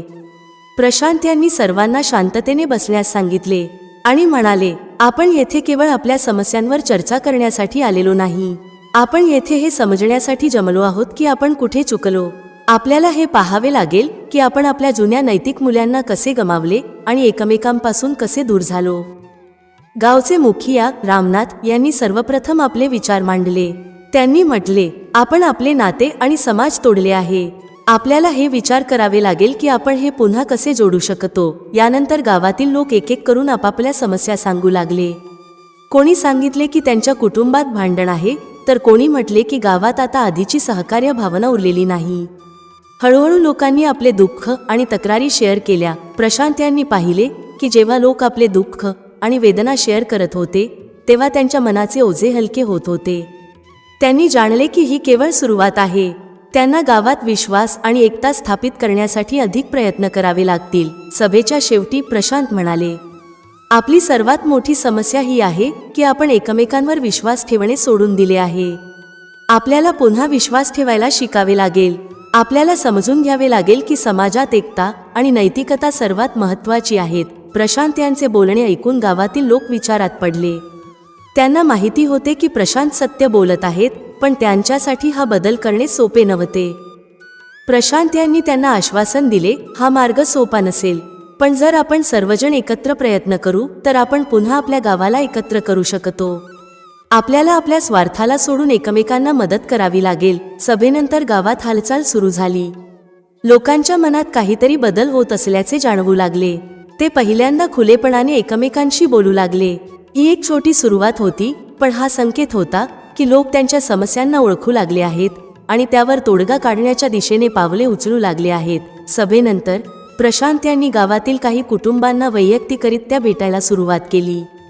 त्यांना माहीत होते की या समस्येचे निराकरण केवळ सामूहिक चर्चेने होणार नाही, तर प्रत्येक कुटुंब आणि व्यक्तीच्या वेगळ्या समस्या समजून घेणे आणि त्यांचे निराकरण करणे आवश्यक आहे. प्रशांत यांनी सर्वप्रथम त्या कुटुंबांना भेटायला सुरुवात केली जे सर्वाधिक प्रभावित झाले होते. त्यांनी पाहिले की अनेक वाद छोटे छोटे मुद्द्यांपासून सुरू झाले होते, पण ते मोठ्या भांडणांमध्ये बदलले होते. त्यांनी गावातील एका प्रमुख कुटुंबाची भेट घेतली जे आपसातील मतभेदांमुळे वर्षानुवर्षे वेगळे झाले होते. हे कुटुंब 2 भावांचे, हरी आणि गोपाल यांचे होते. दोघे भाऊ आधी एकत्र राहत होते, पण आता ते इतके वेगळे झाले होते की एकमेकांशी बोलतही नव्हते. प्रशांत यांनी दोन्ही भावांशी वेगवेगळ्या प्रकारे संवाद साधला. हरी म्हणाला, पंडितजी, माझा भाऊ मला समजत नाही. त्याने नेहमी माझ्या कामांमध्ये अडथळा आणला आहे. आता मी त्याला सहन करू शकत नाही. गोपालनेही तीच तक्रार केली. तो म्हणाला, पंडितजी, माझ्या भावाने नेहमी मला चुकीचे ठरवले आहे. मी माझ्या कुटुंबासाठी जे काही केले त्याला त्याने विरोधच केला. प्रशांत यांनी दोघांचे म्हणणे काळजीपूर्वक ऐकले. मग त्यांनी दोन्ही भावांना एकत्र बसवले आणि म्हणाले, भावांनो, तुम्ही दोघे एकाच कुटुंबाचा भाग आहात. तुम्ही लहानपण एकत्र घालवले आहे. आता या छोट्या छोट्या गोष्टी तुमच्या नात्याला का तोडत आहेत? तुम्ही कधी विचार केला आहे का की या गैरसमजांमुळे तुमच्या मुलांवर काय परिणाम होत आहे? तेही आता एकमेकांपासून दूर होत आहेत. दोन्ही भाऊ प्रशांत यांचे बोलणे ऐकून विचारात पडले. त्यांनी कधीही हे लक्षात घेतले नव्हते की त्यांच्या भांडणाचा परिणाम त्यांच्या मुलांवर होत आहे. प्रशांत यांनी त्यांच्या डोळ्यांमध्ये पाहिले आणि म्हणाले, जर तुम्ही दोघे पुन्हा एकत्र आलात तर तुमची मुलेही नवीन सुरुवात करू शकतील. तुम्हाला फक्त एक पाऊल उचलायची गरज आहे. तुम्ही तुमचा अहंकार सोडून तुमच्या कुटुंबाला पुन्हा जोडण्याचा प्रयत्न कराल का? प्रशांत यांचे हे नम्र आणि जागरूक करणारे शब्द दोन्ही भावांवर खोलवर परिणाम करून गेले. काही वेळ शांततेनंतर हरीने गोपालकडे पाहिले आणि म्हणाला, कदाचित मीही काही चूक केली आहे. मी तुझी माफी मागतो. गोपालने डोके झुकवले आणि म्हणाला, भाऊ, मला पण माफ कर. आपण आपले गैरसमज आणि अहंकारामुळे खूप काही गमावले आहे. हे पाहून प्रशांत यांनी समाधानाचा श्वास घेतला. त्यांनी विचार केला, ही एक छोटीशी विजय आहे, पण त्याने गावात मोठ्या बदलाची सुरुवात होऊ शकते. प्रशांत यांच्या या प्रयत्नांचा परिणाम हळूहळू गावातील इतर कुटुंबांवरही दिसू लागला. लोक पाहू लागले की हरी आणि गोपाल पुन्हा एकतेच्या बंधनात जोडले जात आहेत. यामुळे गावात एक नवीन आशेचा संचार झाला. लोक आता त्यांच्या समस्या घेऊन प्रशांत यांच्याकडे येऊ लागले. प्रशांत यांनी हे जाणले की जेव्हा लोक त्यांचे प्रश्न उघडपणे शेअर करतात तेव्हा त्यांच्या निराकरणाचा मार्ग सोपा होतो. त्यांनी हेही पाहिले की गावातील लोक गैरसमज आणि अहंकारामुळे एकमेकांपासून दूर झाले होते.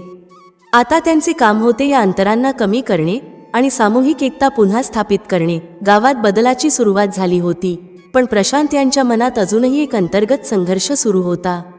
त्यांनी विचार केला, मी काही कुटुंबांमध्ये बदल आणला आहे, पण अजूनही बरेच लोक आहेत जे बदलासाठी तयार नाहीत. मी खरोखरच या गावाला पूर्णपणे एकत्र करू शकेन का? प्रशांत यांची सर्वात मोठी परीक्षा तेव्हा आली जेव्हा गावातील सर्वात प्रभावशाली कुटुंबाने त्यांच्या प्रयत्नांना विरोध करण्यास सुरुवात केली. हे कुटुंब संपत्ती आणि शक्तीत सर्वात पुढे होते. त्यांचे प्रमुख महेश यांनी प्रशांत यांच्या कार्यांचा उघड विरोध केला. महेश म्हणाले, पंडितजी, ही एकतेची बोलणी व्यर्थ आहेत. गावातील लोक स्वार्थी आहेत आणि त्यांना बदलणे अशक्य आहे. मी आणि माझे कुटुंब तुमच्या कोणत्याही प्रयत्नांचा भाग होणार नाही. हे प्रशांत यांच्यासाठी मोठा धक्का होता. महेश यांचा गावावर मोठा प्रभाव होता आणि जर ते त्यांच्यासोबत नाहीत तर गावातील इतर लोकही प्रशांत यांच्या प्रयत्नांना कमकुवत मानतील. प्रशांत यांनी विचार केला की त्यांना महेश यांच्याशी थेट बोलावे लागेल.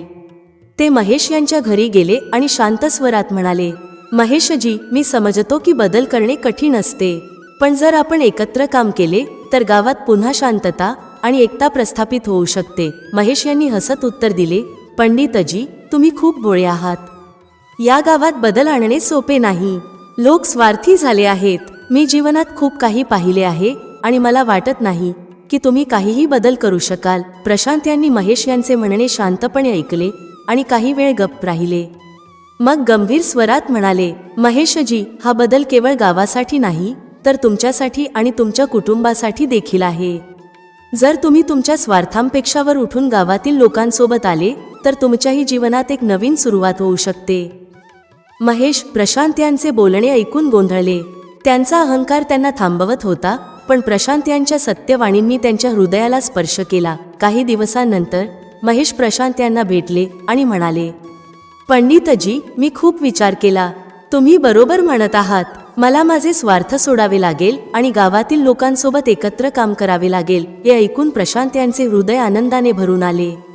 त्यांनी महेश यांचे आभार मानले आणि म्हणाले, हे गावासाठी एक नवीन सहृदय आहे. आता आपल्याला एकत्र पुढे जाऊन साऱ्यांच्या भल्यासाठी काम करायचे आहे. महेश यांच्या सोबत येण्यामुळे गावातील इतर लोकही बदलासाठी तयार झाले. हळूहळू गावात एकता आणि शांततेचा भाव पसरू लागला. लोक एकमेकांना मदत करू लागले. प्रशांत यांनी पाहिले की त्यांचे प्रयत्न आता यशस्वी होत आहेत. तिसऱ्या परीक्षेनंतर त्यांना थोडासा आराम मिळाला. गाव आता पूर्वीपेक्षा जास्त आनंदी आणि एकत्र होता.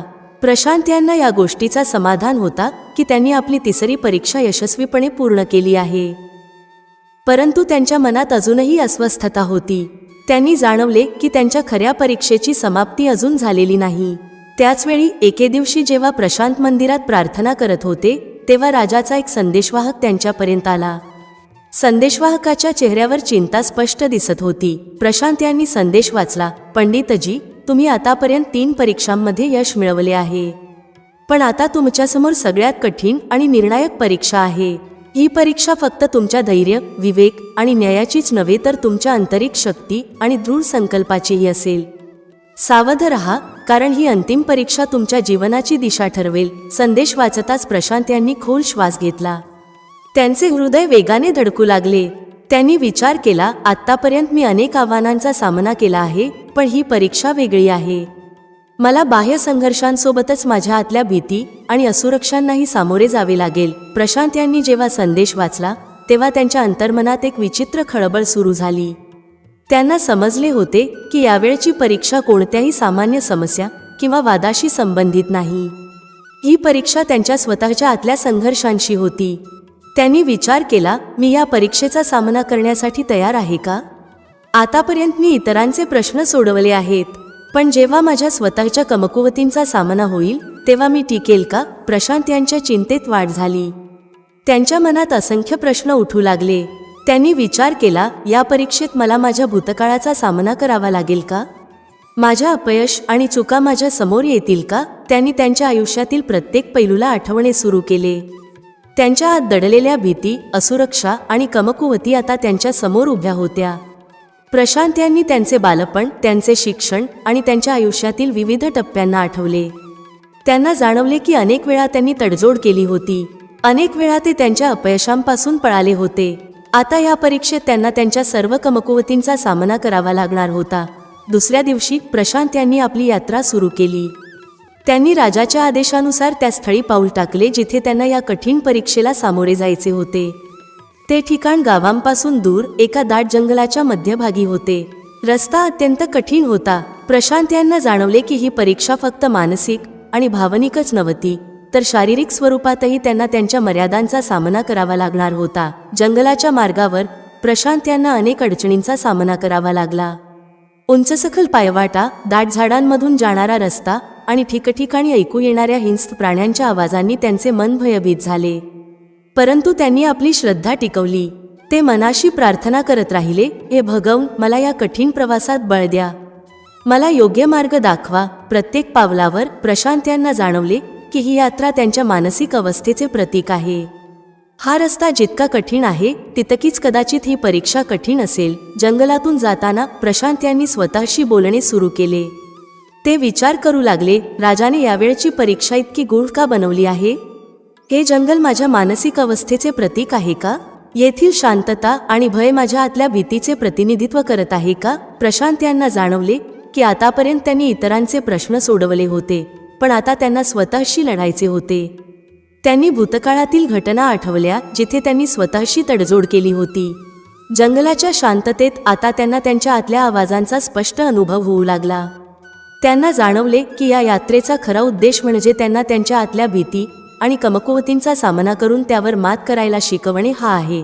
अचानक जंगलाच्या मध्यभागी त्यांना एक जुना भग्नावशेष दिसला. तो भग्नावशेष आता मोडून पडलेला होता, परंतु त्याच्या भोवती एक अजब रहस्यमय ऊर्जा होती. त्या भग्नावशेषाजवळ जाऊन प्रशांतांना वाटले की हे त्यांच्या जीवनातील अपयश आणि पश्चात्तापांचे प्रतीक आहे. पण आता त्यांना हे समजले की त्यांना त्यांच्या कमकुवतींना स्वीकारावे लागेल. त्यांनी खोल श्वास घेतला आणि म्हणाले, होय, मी चुका केल्या आहेत. मी अनेक वेळा अपयशाचा सामना केला आहे, पण आता मी त्यांना स्वीकारतो. मी माझ्या भूतकाळापासून पळणार नाही. प्रशांतांनी आपले पहिले आव्हान यशस्वीपणे पार केले. आगे जाताना जंगलाच्या आत त्यांना आणखी एक रहस्यमय जागा दिसली. ती एक अंधारी गुहा होती. गुहेच्या आतून थंड हवा वाहत होती, ज्यामुळे प्रशांतांना भीती वाटत होती. त्यांनी विचार केला, ही गुहा माझ्या आतल्या भीतीचे प्रतीक आहे. मला आत जावेच लागेल. प्रशांतांनी खोल श्वास घेतला आणि गुहेत प्रवेश केला. गुहेचे अंधार आणि अजब आवाज त्यांच्या भीतीला अधिक प्रखर बनवत होते.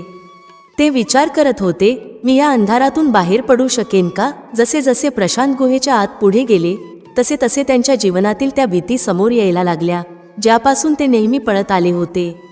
त्यांना जाणवले की हा अंधार त्यांच्या आतल्या अंधाराचा प्रतिबिंब होता. प्रशांत म्हणाले, ही भीती माझा एक भाग आहे, पण आता मी त्यापासून पळणार नाही. मी तिला माझी ताकद बनवेन. जसेच प्रशांतांनी हे स्वीकारले, गुहेचा अंधार हळूहळू कमी होऊ लागला. त्यांना बाहेरचा मार्ग दिसायला लागला. गुहेबाहेर येताच प्रशांतांना जाणवले की त्यांनी त्यांच्या सर्वात मोठ्या भीतीवर मात केली आहे. जंगलाच्या शेवटी त्यांना एक सुंदर धबधबा दिसला. हा धबधबा शांती आणि पवित्रतेचे प्रतीक होता. प्रशांतांनी धबधब्याच्या जवळ जाऊन ध्यान केले. त्यांनी त्यांच्या जीवनातील संघर्ष आणि अनुभव आठवले आणि म्हणाले, प्रत्येक अपयश, प्रत्येक भीती आणि प्रत्येक आव्हान माझ्या जीवनाचा भाग आहे. मला त्यांना स्वीकारावे लागेल आणि त्यांच्यापासून शिकत पुढे जायला हवे. प्रशांतांनी त्यांच्या जीवनातील या अनुभवांना स्वीकारले तेव्हा त्यांना एक अद्भुत शांतीचा अनुभव झाला. प्रशांतांनी खोल श्वास घेतला आणि राजाच्या महालाकडे जायला सुरुवात केली. त्यांना ठाऊक होते की त्यांची परीक्षा संपली आहे, पण त्यांच्या जीवनाचा एक नवा अध्याय सुरू झाला आहे. जंगलातून बाहेर पडताच प्रशांतांना जाणवले की ते आता आधीचे प्रशांत राहिले नाहीत. त्यांच्या हात आता एक अद्वितीय शांती आणि समज आली होती. ही यात्रा जी एका साध्या पंडितापासून सुरू झाली होती, आता एका गहन आत्मिक अनुभवात रूपांतरित झाली होती. प्रशांत राजाकडून दिलेली अंतिम परीक्षा यशस्वीपणे पार करून आले होते. पण ही परीक्षा केवळ बाह्य संघर्षांची नव्हती, तर त्यांच्या आतल्या भीती आणि कमकुवतींविरुद्धची होती. महलाकडे जाताना प्रशांतांचे पाय स्थिर आणि आत्मविश्वासाने भरलेले होते. आधी जिथे त्यांना राजासमोर जाण्याची भीती वाटत होती, आता ते पूर्णपणे तयार होते. त्यांच्या मनात आता कोणताही असमंजस नव्हता. त्यांनी त्यांच्या जीवनाच्या प्रत्येक पैलूला स्वीकारले होते आणि ते एका नव्या सुरुवातीसाठी तयार होते. जंगलातून बाहेर येताच प्रशांतांनी पाहिले की महालाचे दरवाजे त्यांची वाट पाहत होते. राजाच्या आदेशानुसार महालाच्या द्वारपालांनी त्यांना आत जाण्याची परवानगी दिली. महालाची भव्यता आणि त्याच्या आसपासची शांतता प्रशांतांच्या आत झालेल्या आंतरिक बदलांना अधिक स्पष्ट करत होती. आता ते फक्त एक साधे पंडित राहिले नव्हते, तर आत्मबोधाने परिपूर्ण एक व्यक्ती होते, ज्यांनी त्यांच्या जीवनातील सत्याला गहनपणे समजून घेतले होते. महालात प्रवेश करताच प्रशांत थेट राजाच्या दरबाराकडे गेले. दरबारात अनेक लोक त्यांच्या मुद्द्यांसाठी राजाला भेटायला आले होते. पण जसेच प्रशांत दरबारात पोहोचले, तिथे एकदम शांतता पसरली. सर्व दरबारी आणि मंत्रीगण त्यांच्याकडे एकटक पाहू लागले. हे तेच पंडित होते जे आधी राजासमोर भीतीने आणि संकोचाने आले होते. पण आता त्यांच्या चेहऱ्यावर एक अद्भुत शांती आणि आत्मविश्वासाचे तेज चमकत होते. राजा, जे सिंहासनावर विराजमान होते, त्यांनी जसेच प्रशांतांना पाहिले, त्यांच्या चेहऱ्यावर एक हलकी स्मितरेषा उमटली. त्यांना समजले होते की प्रशांतांनी त्यांची परीक्षा यशस्वीपणे पूर्ण केली आहे. राजाने प्रशांतांकडे इशारा करत म्हटले, या पंडितजी, मला हे पाहून खूप आनंद होत आहे की तुम्ही तुमची यात्रा यशस्वीपणे पूर्ण केली आहे. महालात परतल्यावर प्रशांतांनी राजासमोर नतमस्तक होऊन सांगितले, महाराज, या यात्रेने मला माझ्या जीवनातील खरी शिकवण दिली आहे. मी जाणले की खरी लढाई बाहेर नसते, ती आपल्याच्या आत असते. मी माझ्या भीतींना आणि कमकुवतींना स्वीकारायला शिकलो आहे आणि हेच जीवनातील सत्य आहे. राजाने प्रशांतांच्या बोलणे शांतपणे ऐकले आणि म्हणाले, तुम्ही ही परीक्षा खऱ्या अर्थाने यशस्वीपणे पार केली आहे. आता तुमचे कार्य समाजाला या अनुभवांचे मार्गदर्शन करणे आहे. राजाने प्रशांतांना राज्याचा मार्गदर्शक म्हणून नियुक्त केले आणि सांगितले, तुम्हाला आता लोकांना त्यांच्या अडचणींमधून बाहेर काढून त्यांना आत्मिक जागरूकतेकडे नेण्याचे काम करायचे आहे. प्रशांतांनी राजाच्या निर्णयाचे स्वागत केले आणि आपले कार्य पूर्ण निष्ठेने करण्याचे वचन दिले. त्यांनी आपल्या प्रवासाला सुरुवात केली आणि लोकांना आत्मबोधाचा मार्ग दाखवायला घेतले. प्रशांत जिथे जिथे गेले, त्यांनी लोकांचे प्रश्न ऐकले आणि त्यांना त्यांच्या जीवनातील सत्य जाणून घ्यायला शिकवले. त्यांची शिकवण लोकांच्या जीवनात बदल घडवत होती. काही ठिकाणी त्यांना लोकांच्या रूढीवादी विचारांना तोंड द्यावे लागले, पण त्यांच्या शांततेने आणि धैर्याने त्यांनी लोकांच्या हृदयात स्थान निर्माण केले. प्रशांतने राज्याच्या विविध भागांमध्ये आत्मबोध आणि जागृतीचा प्रचार सुरू केला. त्यांनी लोकांना समजावण्याचा प्रयत्न केला की प्रत्येक समस्येचे समाधान बाहेरील परिस्थितींमध्ये नसून आपल्या आतच दडलेले असते. त्यांनी सांगितले, जेव्हा आपण आपल्या मनाला शांत आणि स्थिर ठेवतो, तेव्हा आपण जीवनातील प्रत्येक आव्हानाचा सामना धैर्याने आणि संयमाने करू शकतो. प्रशांतचे हे विचार हळूहळू संपूर्ण राज्यभर पसरले. लोक आता अधिक आत्मविश्वासाने आणि संयमाने आपल्या जीवनातील समस्यांना सामोरे जात होते.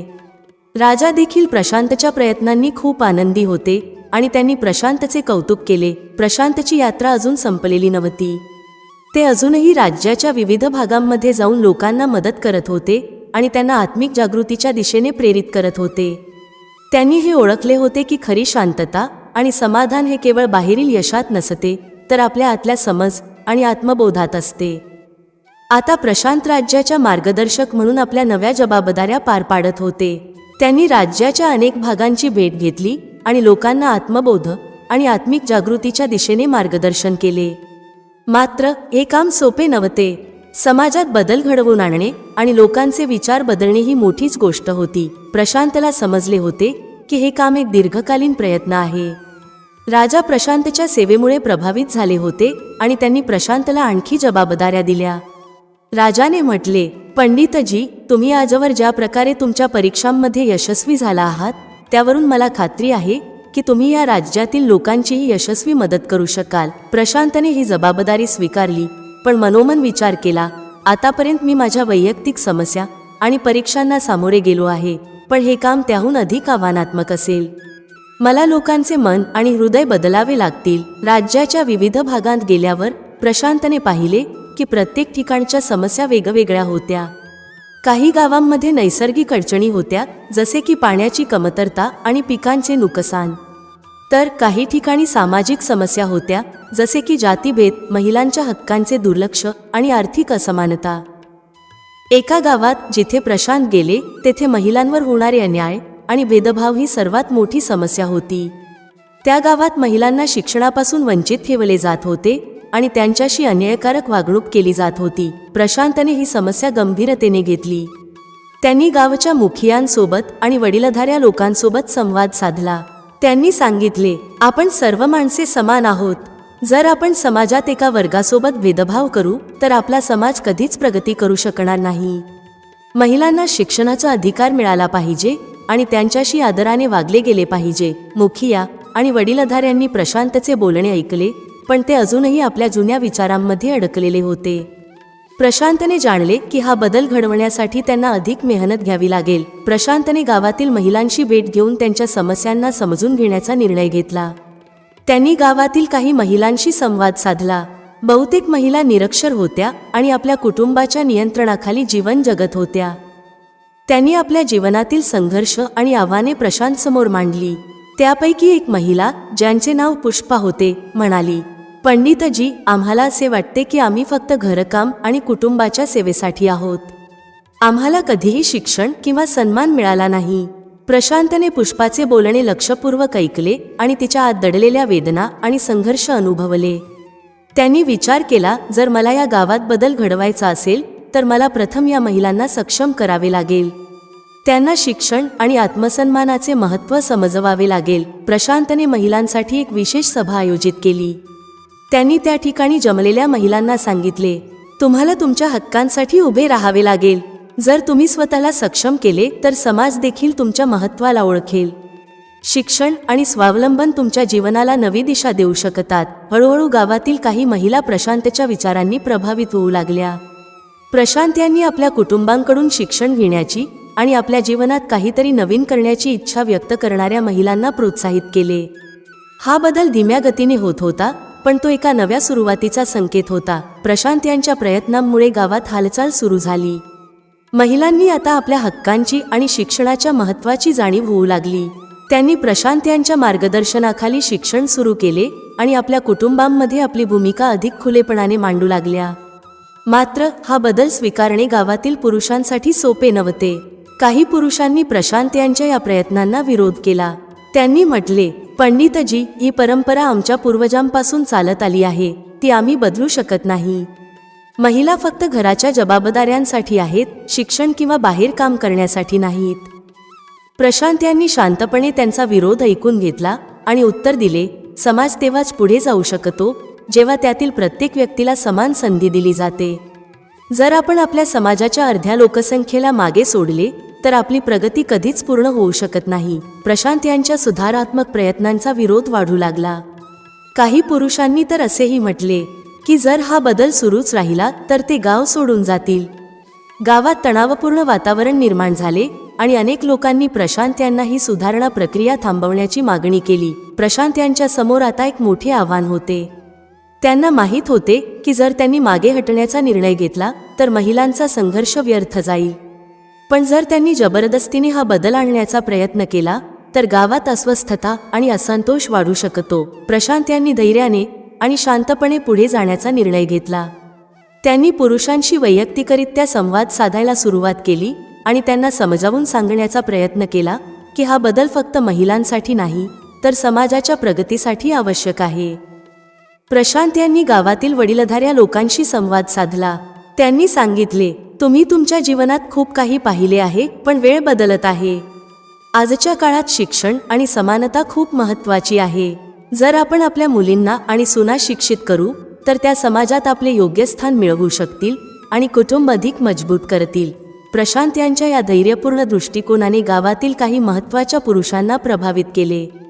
त्यांनी प्रशांत यांच्या विचारांवर विचार केला आणि जाणले की जर त्यांना आपल्या समाजात सुधारणा घडवायची असेल तर त्यांना या बदलाचा भाग व्हावे लागेल. हळूहळू गावातील काही महत्त्वाच्या पुरुषांनी प्रशांत यांना समर्थन द्यायला सुरुवात केली. त्यांनी आपल्या मुलींना शिक्षण देण्याचा निर्णय घेतला आणि आपल्या पत्नींना घराबाहेर काम करण्याची परवानगी दिली. हा बदल हळूहळू गावातील इतर लोकांवरही प्रभाव टाकू लागला. गावात एक नवीन ऊर्जा निर्माण झाली. महिला आता आधीपेक्षा अधिक आत्मनिर्भर आणि आत्मविश्वासाने भरलेल्या होत्या. गावातील काही पुरुष जे आधी या बदलांचा विरोध करत होते आता प्रशांत यांच्या प्रयत्नांचे कौतुक करू लागले. त्यांनी जाणले की या बदलामुळे त्यांचा समाज अधिक समृद्ध आणि मजबूत होत आहे. प्रशांत यांनी गावात एक शिक्षण केंद्र स्थापन केले जिथे महिला आणि मुले दोघेही शिकू शकतील. गावातील लोक आता या बदलाचा स्वीकार करू लागले होते. त्यांनी पाहिले की शिक्षण आणि समानतेचे हे प्रयत्न फक्त महिलांना सशक्त करत नव्हते तर पूर्ण समाजाला एक नवीन दिशा देत होते.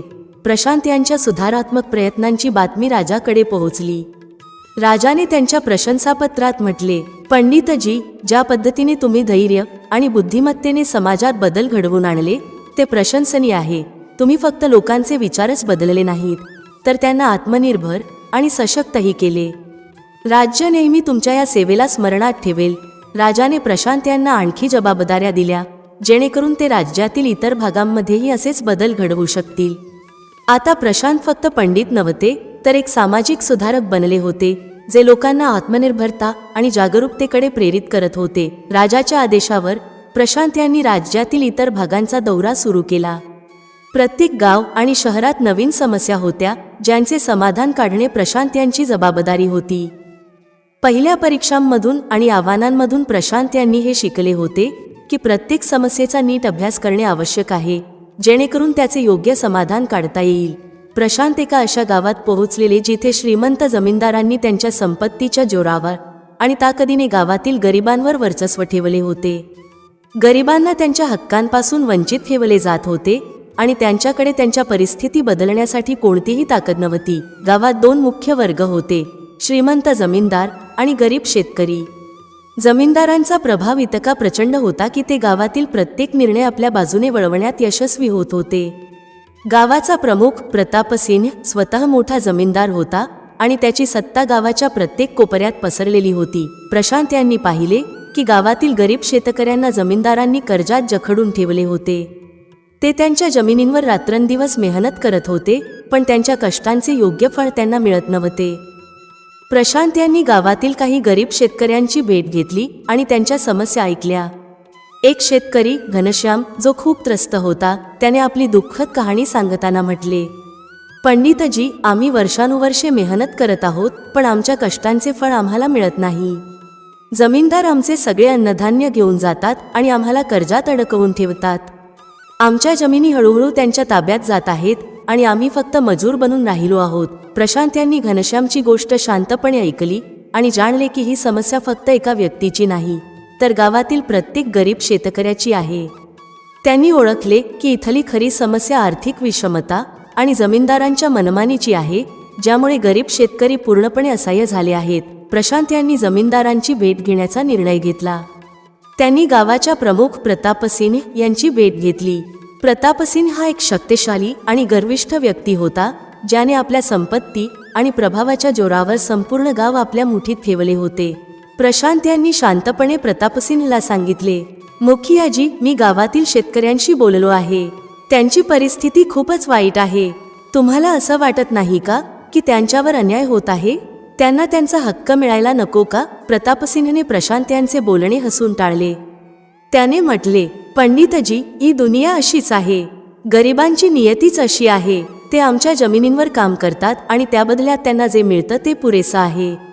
जर आम्ही त्यांना जास्त दिलं तर ते आम्हाला आपला मालक मानणार नाहीत. प्रशांत यांनी जाणले की ही समस्या केवळ सामाजिक आणि आर्थिक नाही तर येथे सत्तेचा अहंकार आणि नैतिक अधःपतन देखील आहे. प्रतापसिंहसारखे जमीनदार फक्त स्वतःच्या स्वार्थासाठी गरिबांचे शोषण करत होते. प्रशांत यांनी विचार केला की जर त्यांना या गावातील समस्या सोडवायची असेल तर सर्वप्रथम गरीब शेतकऱ्यांना सशक्त बनवले पाहिजे. त्यांनी म्हटले, जर मी लोकांना त्यांचा हक्क मिळवून देऊ शकलो तर हे गाव पुन्हा आनंदी होऊ शकते. प्रशांत यांनी गावातील शेतकऱ्यांसोबत एक योजना आखली. त्यांनी शेतकऱ्यांना सांगितले, आपल्याला आपल्या हक्कांसाठी एकत्र यावे लागेल. जर आपण सर्वांनी मिळून आवाज उठवला तर आपण आपल्या हक्कांसाठी लढू शकतो. शेतकऱ्यांच्या मनात अजूनही भीती होती. घनश्यामने म्हटले, पंडितजी, आम्ही एकत्र कसे येऊ शकतो? जर आम्ही जमीनदारांविरुद्ध काही बोललो तर ते आम्हाला आणि आमच्या कुटुंबांना उद्ध्वस्त करतील. प्रशांत यांनी त्यांना धीर देत म्हटले, भीती ही तुमची सर्वात मोठी कमजोरी आहे. जर तुम्ही एकत्र येऊन तुमचे हक्क मागाल तर जमीनदारांची ताकद कमी होईल. पण यासाठी तुम्हाला तुमची भीती सोडावी लागेल आणि एकमेकांना साथ द्यावी लागेल. हळूहळू प्रशांत यांच्या मार्गदर्शनाखाली गावातील शेतकऱ्यांनी एक संघटना स्थापन केली.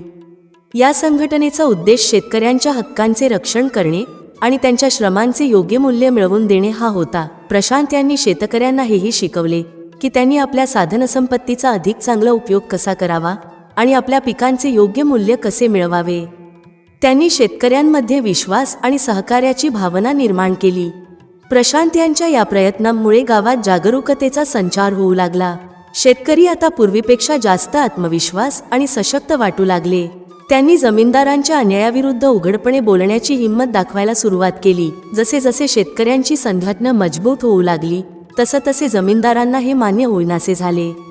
त्यांना जाणवले की त्यांची सत्ता आणि अधिकार आता आव्हानात आले आहेत. प्रतापसिंह आणि इतर जमीनदारांनी प्रशांत यांच्या प्रयत्नांचा विरोध करायला सुरुवात केली. त्यांनी शेतकऱ्यांना धमकावणे सुरू केले आणि त्यांना संघटनेतून बाहेर पडण्यासाठी मजबूर करू लागले. प्रतापसिंहने गावातील काही प्रभावशाली लोकांसोबत मिळून एक योजना तयार केली ज्यामुळे प्रशांत यांचे प्रयत्न कमकुवत करता येतील. त्यांनी शेतकऱ्यांना घाबरवण्यासाठी अनेक उपाय योजले, जसे की त्यांच्या पिकांवर ताबा घेणे आणि त्यांना गावाबाहेर हाकलून लावण्याची धमकी देणे. गावात आता तणावाचे वातावरण तयार होऊ लागले. जमीनदार आणि शेतकरी आता समोरासमोर उभे राहिले होते. प्रशांत यांना हे समजले की ही लढाई आता केवळ आर्थिक किंवा सामाजिक राहिलेली नाही, तर ही एक नैतिक आणि मानवी लढाई बनली आहे. प्रशांत यांनी या आव्हानाला सामोरे जाण्यासाठी धैर्य आणि विवेकाचा आधार घेतला. त्यांनी शेतकऱ्यांना सांगितले, आपण कोणत्याही परिस्थितीत हिंसेचा मार्ग स्वीकारू नये. जर आपण आपल्या हक्कांसाठी लढत आहोत तर ही लढाई शांती आणि न्यायाच्या मार्गावर चालून लढली पाहिजे. प्रशांत यांनी शेतकऱ्यांना प्रेरित केले की ते जमीनदारांच्या अत्याचारांविरुद्ध आवाज उठवत राहावेत, पण शांतता आणि संयमाने.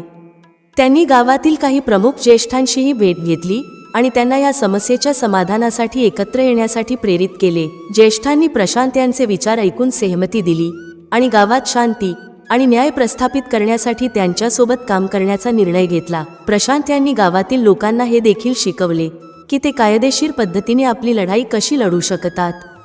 त्यांनी राज्याच्या प्रशासकीय अधिकाऱ्यांशी भेट घेतली आणि शेतकऱ्यांच्या समस्यांबाबत त्यांना माहिती दिली. काही महिन्यांच्या कठोर परिश्रम आणि संघर्षानंतर गावात हळूहळू बदल होऊ लागला. राज्याच्या प्रशासकीय अधिकाऱ्यांनी गावात जमीनदारांच्या कारवायांची चौकशी सुरू केली आणि असे आढळले की ते शेतकऱ्यांचे शोषण करत होते. अधिकाऱ्यांनी जमीनदारांना शेतकऱ्यांशी न्यायपूर्ण वागणूक देण्याचा आदेश दिला आणि त्यांना शेतकऱ्यांच्या श्रमाचे योग्य मूल्य देण्यासाठी बाध्य केले. प्रतापसिंह आणि इतर जमीनदारांनी अखेर हार मानली. त्यांना समजले की त्यांच्या अत्याचारांचा शेवट झाला आहे आणि आता त्यांना गावातील गरिबांशी समानतेची वागणूक करावी लागेल. प्रशांत यांच्या या विजयामुळे गावातील लोकांमध्ये एक नवीन ऊर्जा संचारली. गरीब शेतकरी आता पूर्वीपेक्षा अधिक आत्मनिर्भर आणि सशक्त वाटू लागले.